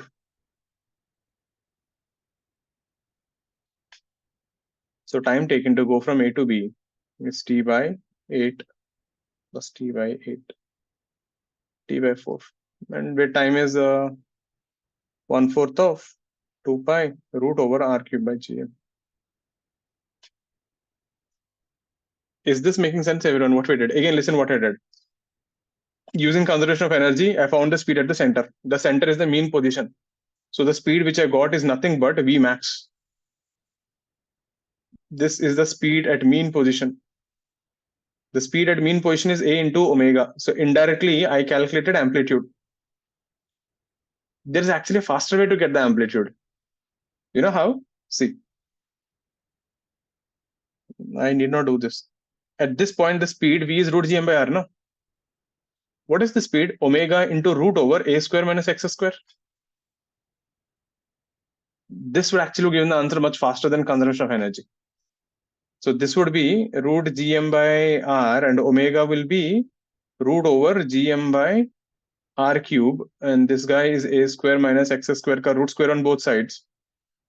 This would be gm by r will cancel. You end up with r square and this guy is a square minus r square, you would have got a is equal to r root 2. I think this is faster. So I did this only लेकिन end में a equal to 2r डाल दिया तो t by 6 में. This I think is faster. Energy conservation, ठीक है, that's the first thing that struck me, but after that I realized I could have done this also. So whichever is convenient for you. See, as long as you're solving that part in the question in less than 1.5 minutes, right, it doesn't matter. But ठीक है. I hope everyone got that part. Once you got the speed at the center, I got the amplitude. Now the system is behaving as if the extreme position is r root 2, but you want the time from r2 minus r, which is indirectly a by root 2 to minus a by root 2.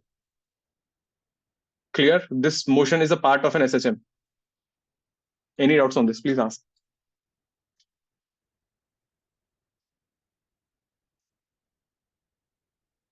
Clear? Next one.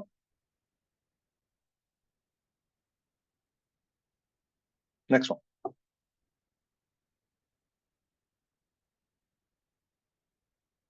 We have a planet with a tunnel, but this time the tunnel stops at the diameter center.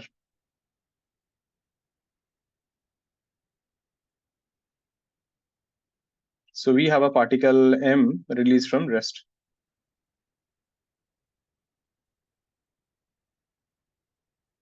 The coefficient distribution E is equal to half. So this ball falls on the tunnel, hits the bottom part and flies again. Find the height it reaches after the collision with the floor.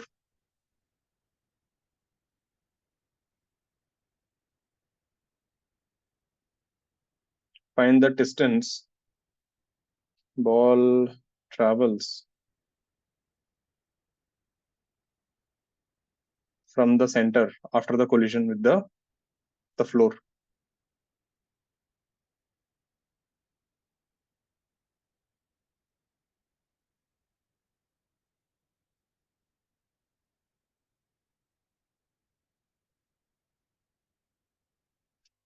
Do you guys remember the general formula? If a ball is released from height h and restitution is E, height after n collisions, anyone remembers? So h e square. E power 2n into h. हाँ sorry वो n भी आएगा. E power 2n आएगा. The speed becomes EU, na? U square by 2g. It is E square U square. This is the height after n collisions. You can't use this. Gravity is not constant. You can't use U square by 2g formula.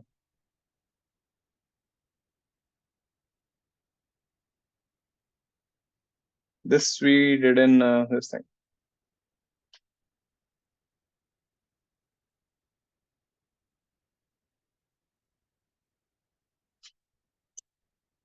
Solve, Nishan. You're guessing. That's the wrong answer. No, Aryan. That's also not the answer. That's what I said. Na, you use this formula U square by 2g. You can't use U square by 2g.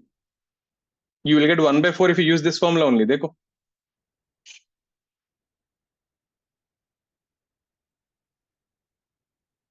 Okay, energy conservation then. I know what you guys are doing. Potential at the center is not zero. That's what you guys are goofing up. Try. It's a good one. There. I know you guys got bored with SHM, collisions, and tunnels. We are all tunnel experts today. Let's get this.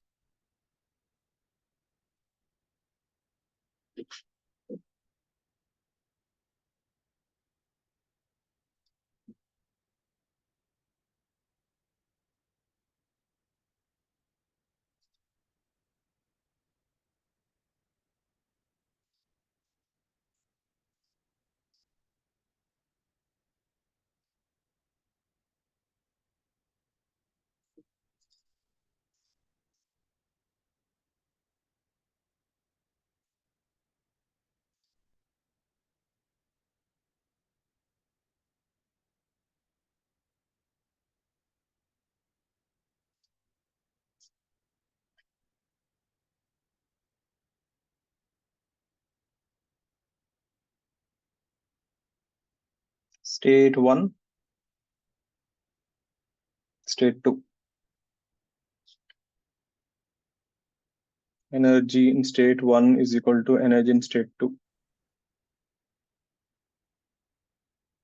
minus gmm by r minus 3gmm by 2r is equal to half mv square. We get v is equal to root over gm by r.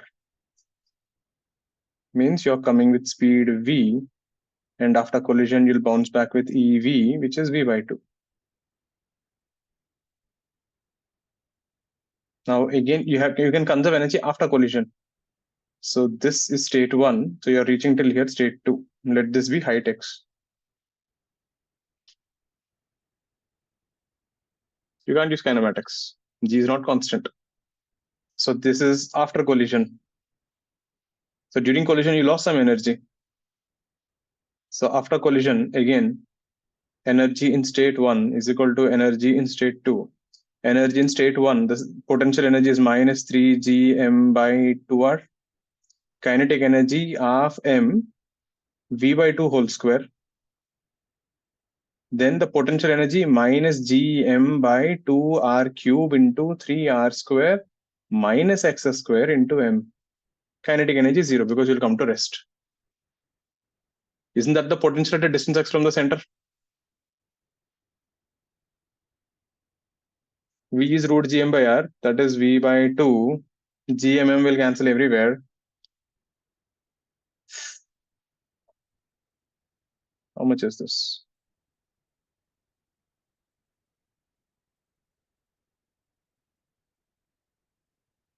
This is m by 8, v square would be gm, so gmm by 8r. This guy would be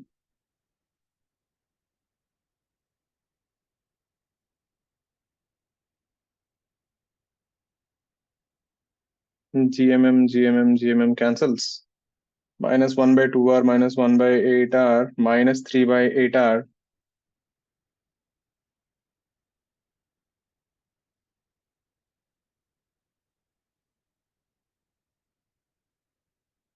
Minus 3r square minus x square by 2r cube. Minus goes off, r cube 3 by 4 r square.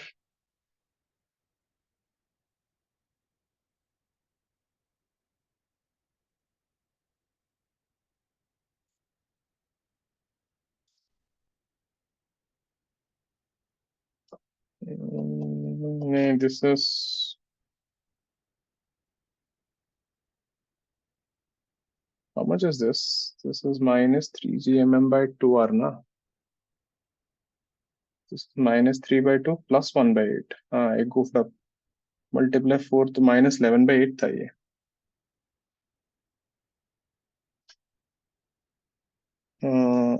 Then minus 1 will cancel. R will cancel. 11 r square by 4. And you get x square is equal to r square by 4. R by 2. Not a bad answer. Check. That's how you do this. We have to conserve energy twice. Before collision, after collision separately. And the most important thing, this is the potential ka formula. You can't use u square by 2g. If you use u square by 2g, you would have gotten r by 4 as an answer. I use SHM का formula What SHM? for the basic SHM. For the speed half कर दी into center. You can find the speed initially, na? After that, what you did? Initial speed I got v equal to root gm by r, and then it hit the center, and then So speed became half. half. Yeah. I conserved the energy, but I didn't take the potential जो आपने लिया है इसमें. I used SHM का potential. Meaning that this will be the new maximum speed. Yeah, वैसे ही किया. That also got out done. वो भी fast था. So But will answer that नहीं work? आया Because the तुझे. potential will change, no? कुछ फर्क नहीं पड़ेगा. After the For collision, SHM, the potential is 0 at the center. किसने बोला?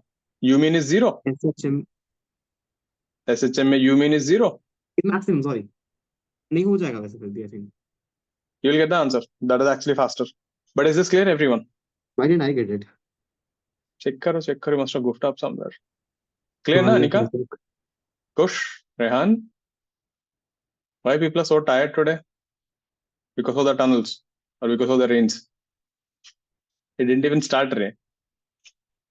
Once it starts, it'll be a mess only. Next one. Who got it by the faster method also? Again. Yeah, one more tunnel.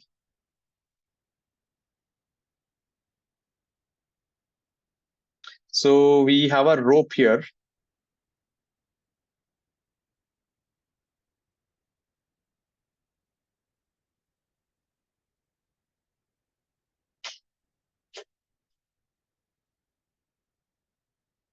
Rope of linear mass density is lambda. This length is r by 2. So it is hanging. So someone is holding this rope with a force F.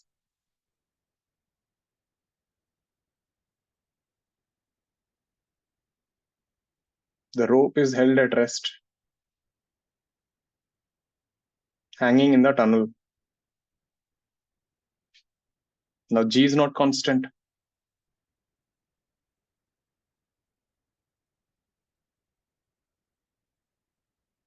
Find F.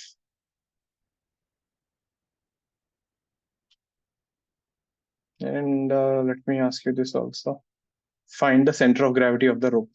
That would be an interesting question. Center of mass nahi hai. Now, center of gravity ka formula I'll give you. This we did in center of mass. I told you this is center of gravity. Center of mass will be the center of the rope. Center of mass and center of gravity will be same if the gravity is uniform. If the gravity is changing, the formula becomes RdF by integral dF. This dF is a force on small piece at distance r.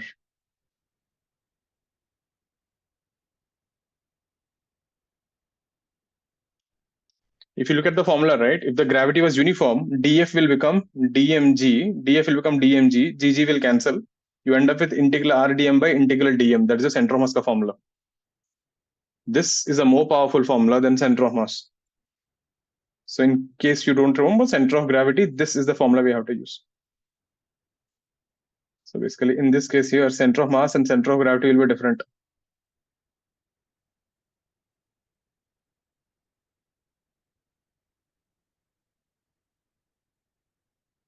Let's get both of them. So the rope is hanging in the tunnel, length is r by 2. Gravity is not uniform. So what force should I keep in order to keep it at rest? And find the center of gravity of the rope.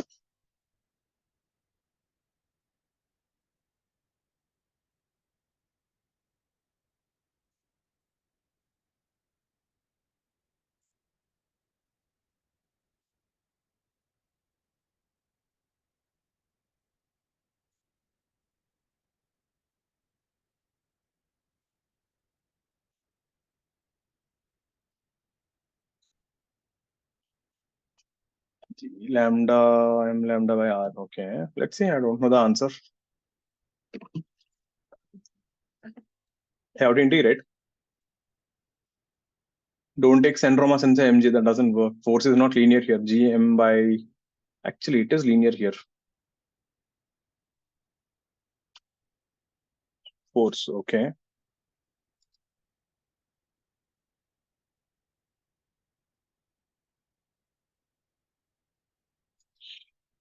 GML by 2 R square. What is L? Lambda, you mean to say? Okay.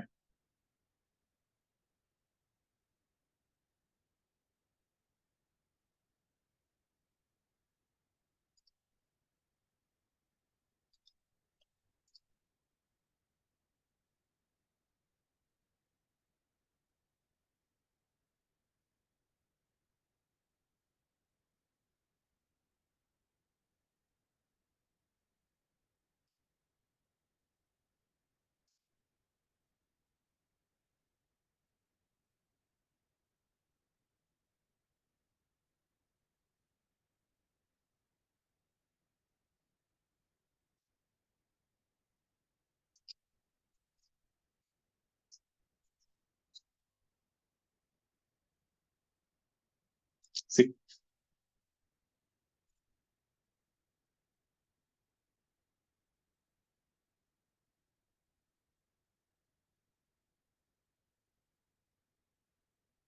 So the rope which is hanging here at a distance x, take a small piece dx. I'll do one thing, wait. Let's take x from center. At a distance x from center, take a small piece dx. The limits will be, the rope starts here at x is equal to r by 2 and the rope ends at x is equal to r. So limits will change. You would have taken x from the top, but if you remember the formula gmx by r cube, x is from the center. So the small force will be gmx by r cube, that is a field, into mass dm, which is gm lambda x dx by r cube. So the force on the rope will be gm lambda r cube integral x dx. It starts from r by 2 to r. That is r square by 2. That would be 3r square by 4. That would be 3gm lambda by 8r.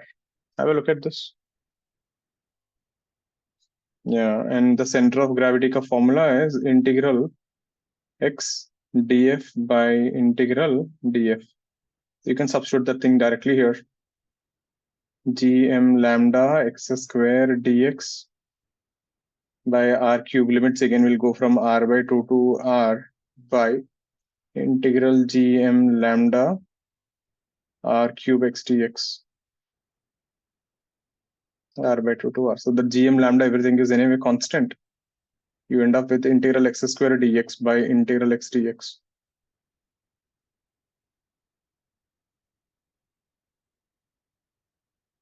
That would be x cubed by 3, and this would be x square by 2. That would be 1 by 3 r cube minus r cube by 8 by half into r square minus r square by 4.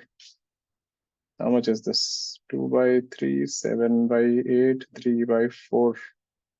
4s are 2s are 2 to 7 by 9.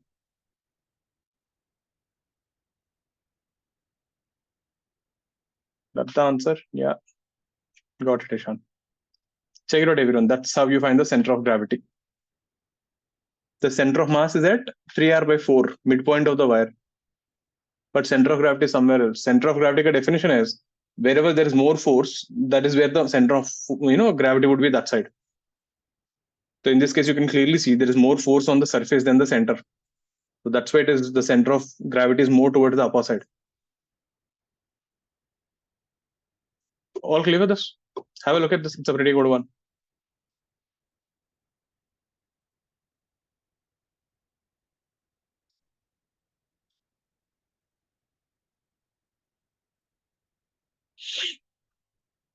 Any doubts on this?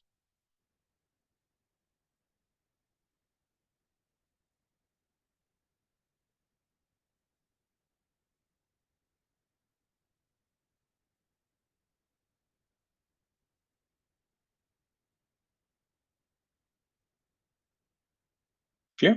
Next one. There. That is about the tunnels. So I kept all the tunnels together.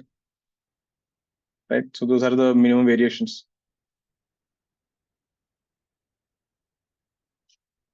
Next thing.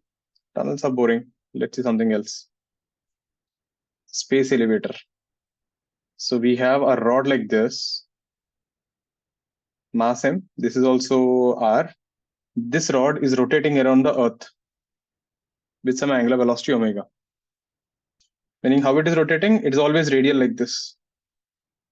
This is actually a concept called space elevator. You will find this in NASA website. So their idea is, what is the biggest problem in a space program? The cost of the fuel.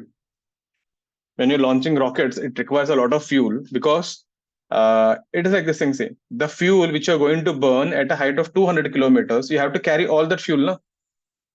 Means to carry that fuel, you need more fuel to burn. So it actually becomes very difficult to launch very, big masses. So the idea was somehow if you can have a thing like this, it's called a space elevator. Let me show you how it would look. Wait, is this interesting?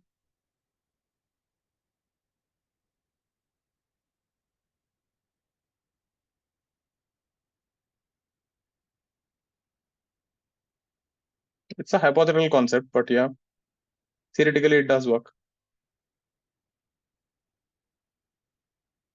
Something like this. We are going to tie it to the ground. So the main idea is this. The centrifugal force of rotation m omega square r, right, will balance this attraction force. So without any big support, this thing will just stay there in the space, isn't it?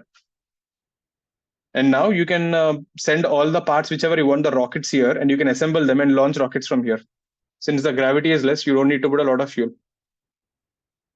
But this is the thing, if you want to conquer space, if you want to build, stations at moon, or you want to explore into outer space, Mars and all, without this, we're not going to do it. Every time launching rockets from Earth, that fuel is expensive.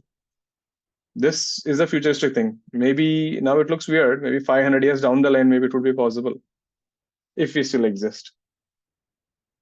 So this is how this guy is going. Now you can make it more interesting. If you can make the rotation of this thing equal to the time period of the Earth, means it will be always stationary, isn't it? So when this guy is rotating, it is always rotating in such a way, it is always radial.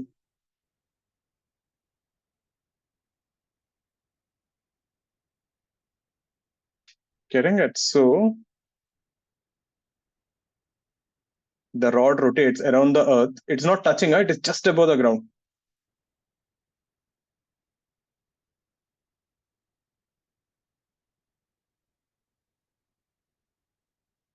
Rod rotates just above the surface.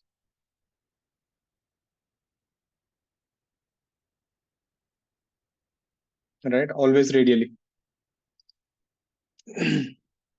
Such that it is radial.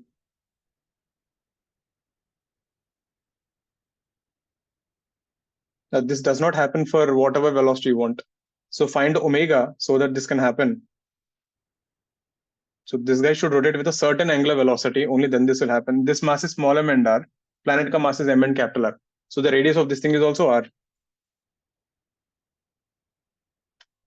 And the distance, right, x is measured from the center.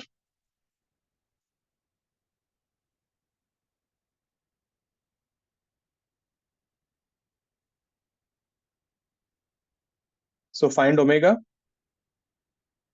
find tension as function of x. This would be an advanced paragraph question. How does the tension in the rod vary? This is called a space elevator.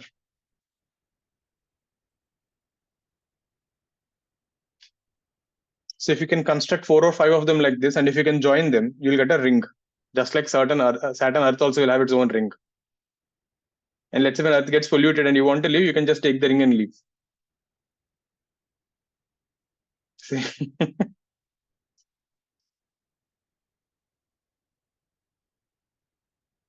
I don't know if you guys remember, if you ever seen, right, Tom and Jerry, there is one episode, Tom and Jerry mein. There is an episode called Space Tom and Space Jerry. So in that, the Tom, right, is a space cat. If you see that spaceship is circular, which is actually rotating. So Tom is inside, and as usual, Jerry is running around stealing cheese even in a spaceship. So game goes like that, it is funny and all. But if you see they actually make it a spherical thing like a ring. At the end of the cartoon, right, Tom takes a gun and shoots everywhere, they get holes. So they put patches for this thing, and the Tom is made to go outside and pump air into this. I think that is the funny part. It's a vacuum, right? But they do something weird like that. It's a Tom and Jerry that works. And the Jerry flies off to a far off planet, which is made of cheese. So Jerry just sits there and eats the cheese and chills out. That is how the episode ends in 5 minutes. You should search. I think it is Space Tom and Space Jerry. I guess that is one weird episode. Limited episodes, right? I mean, you will know them. My generation people remember them well because for them, cartoons matlab used to get weekly 2 days, Wednesday, Friday, evening 7 to 7:30. We used to get cartoons. Plus, Abhi to Cartoon Network, anime, there's so many channels are there. So it used to be a fight every time. 7 o'clock I used to sit to watch. My mom used to sit to watch serial. We both are fighting for the TV remote. मुझे cartoon देखने, मुझे serial देखने. So those are interesting son and mom fights where son used to lose every time.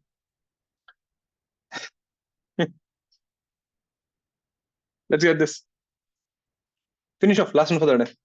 Get the omega. That would be an easy one. Tension would be a nice, interesting one. The tension will make this an advanced paragraph question. Omega is still fine.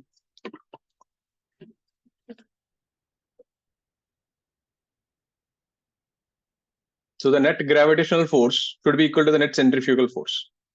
That's the simple idea there. But the centrifugal force is not constant. Every part has a different centrifugal force. Every part has a different gravitational force. Let's go.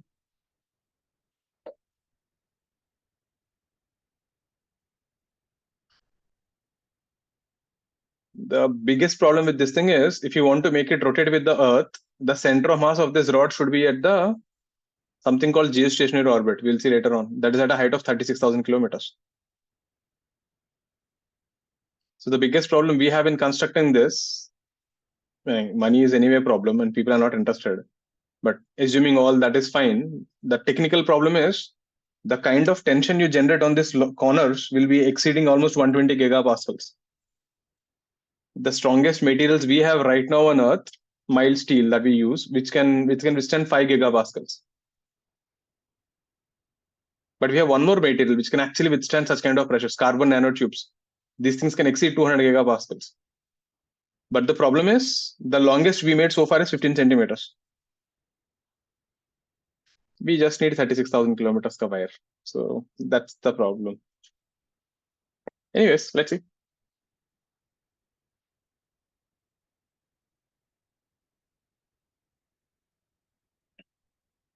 The omega part was easy. Why didn't you guys get that?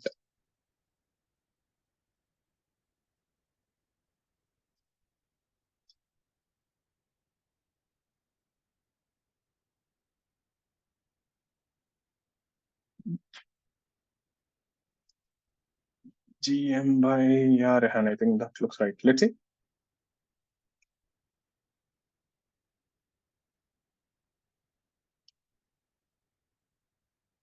So at a distance x from here, if you take any small piece, this guy is attracted by GM dm by x square, and this guy is pulled away by centrifugal force dm omega square x. Now be careful. GM dm by x square is not equal to dm omega square x. It's not equal to.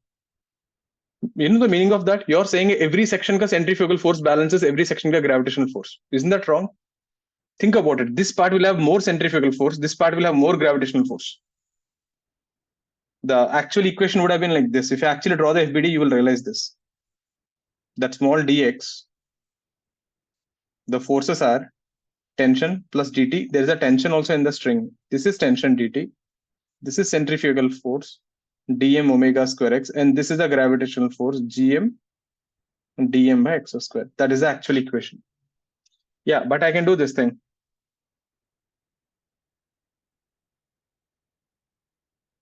Net gravitational force is equal to net centrifugal force. Tension becomes internal. So this equation is, they're not equal, but the moment if you put an integral, suddenly they become equal. I hope you're getting the difference between both of them. When you put an integral, you're saying the total gravitational force on the rod is equal to total centrifugal force on the rod. That is right. But if you don't put integral, you're saying every small piece on the rod ka gravitational force and its own centrifugal force are balancing, which is not true. I hope you got the meaning with and without integral. And what about the limits? Limits will go from R to 2R.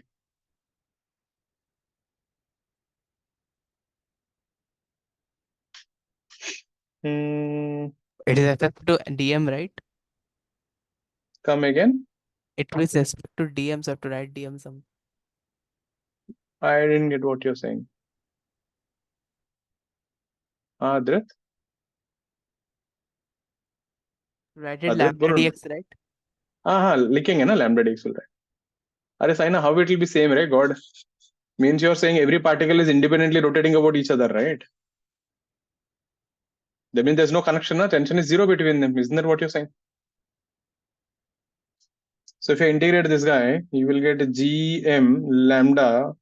This guy would be dx by x square r to 2r is equal to omega square dm would be again lambda x dx.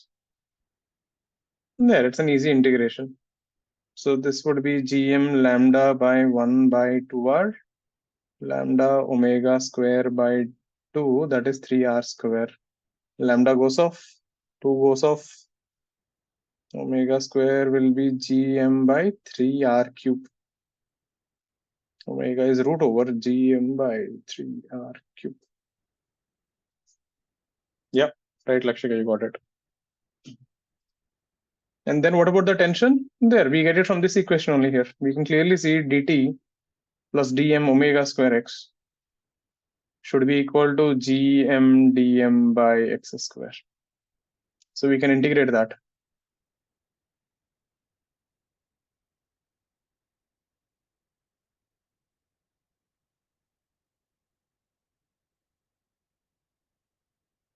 And remember, the open ends have zero tension.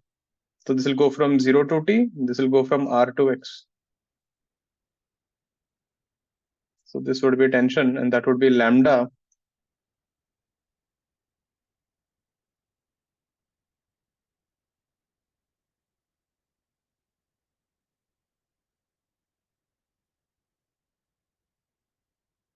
lambda ka value is nothing but mass of the rod by r. You can substitute there, you'll get the answer.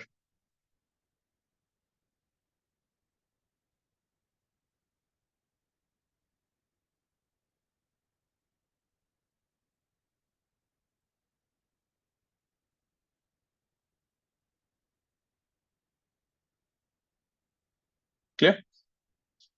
That's your tension. If you try to plot the graph,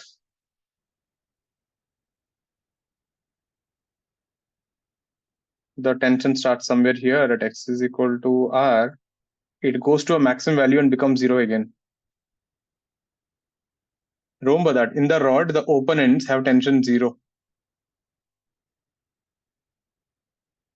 That means the tension will increase and then decrease. Because there is no material only after that. So you can't have any tension after that.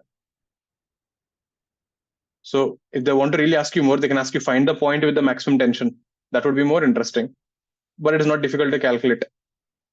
So how do you find that? For max tension, dt by dx is 0. Luckily, there's no need to differentiate. Means dt is 0. What is dt? This is only dt, na?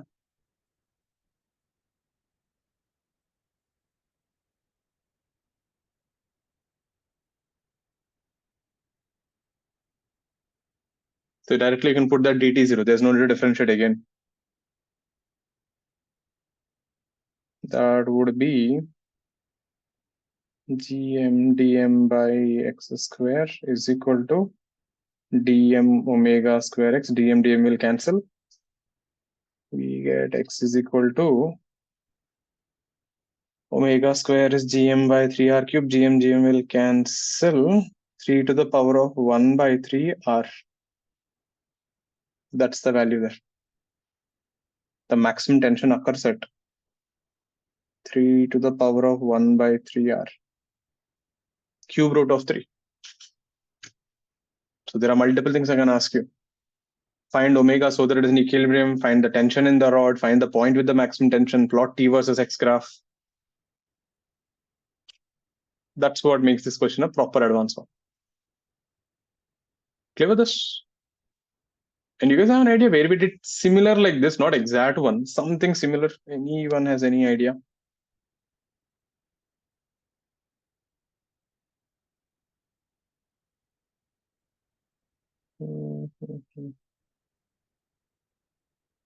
Not here. We did in circular motion में याद है? A rod is placed on a disc and rotating with omega. Find the tension in the rod. Something similar logic though. Friction was balancing the centrifugal force. So here gravitational force is balancing the centrifugal force. Please have a look at the calculations. Everyone got the thing right? Sir, I got it, but एक doubt है. क्या बोलो ना? If omega is not equal to what we found out here, क्या होगा? Then क्या होगा? Either it will collapse or it will fly away. If it is more, it will go away. If it is less, it will collapse onto the planet. There's only one omega for each. It will still rotate linearly, no? Even if it collapses. Collapses, In also it will ideal hit the condition. ground. It will hit the planet. People die. You're an evil person. So yeah. Okay, sir. So if omega decreases, that is a problem. If omega is more, it will fly away. The project is lost. The company will sue you. It becomes a kite. Either way, it's a problem. Maintain the omega. Don't mess it up. Clear with this? So there. So that is about some of them. So next class when we catch up, we will be doing variation of gravity with height and then satellites. That's the last part. Mostly we should wrap up by the next class. Like I said, gravitation, most of the formulas are identical. What we are doing is, the problems which we didn't do in electro, I'm doing all those varieties here. So, but I hope you can see the similarity. So we should mostly wrap up next class or maybe another half class. And then after that, we'll start off with waves. So with this, we'll wrap up for the day. So any doubts on anything you can ask, or else you're free to leave. So take care, stay safe. Next week, a test will be online on Saturday. So, yep.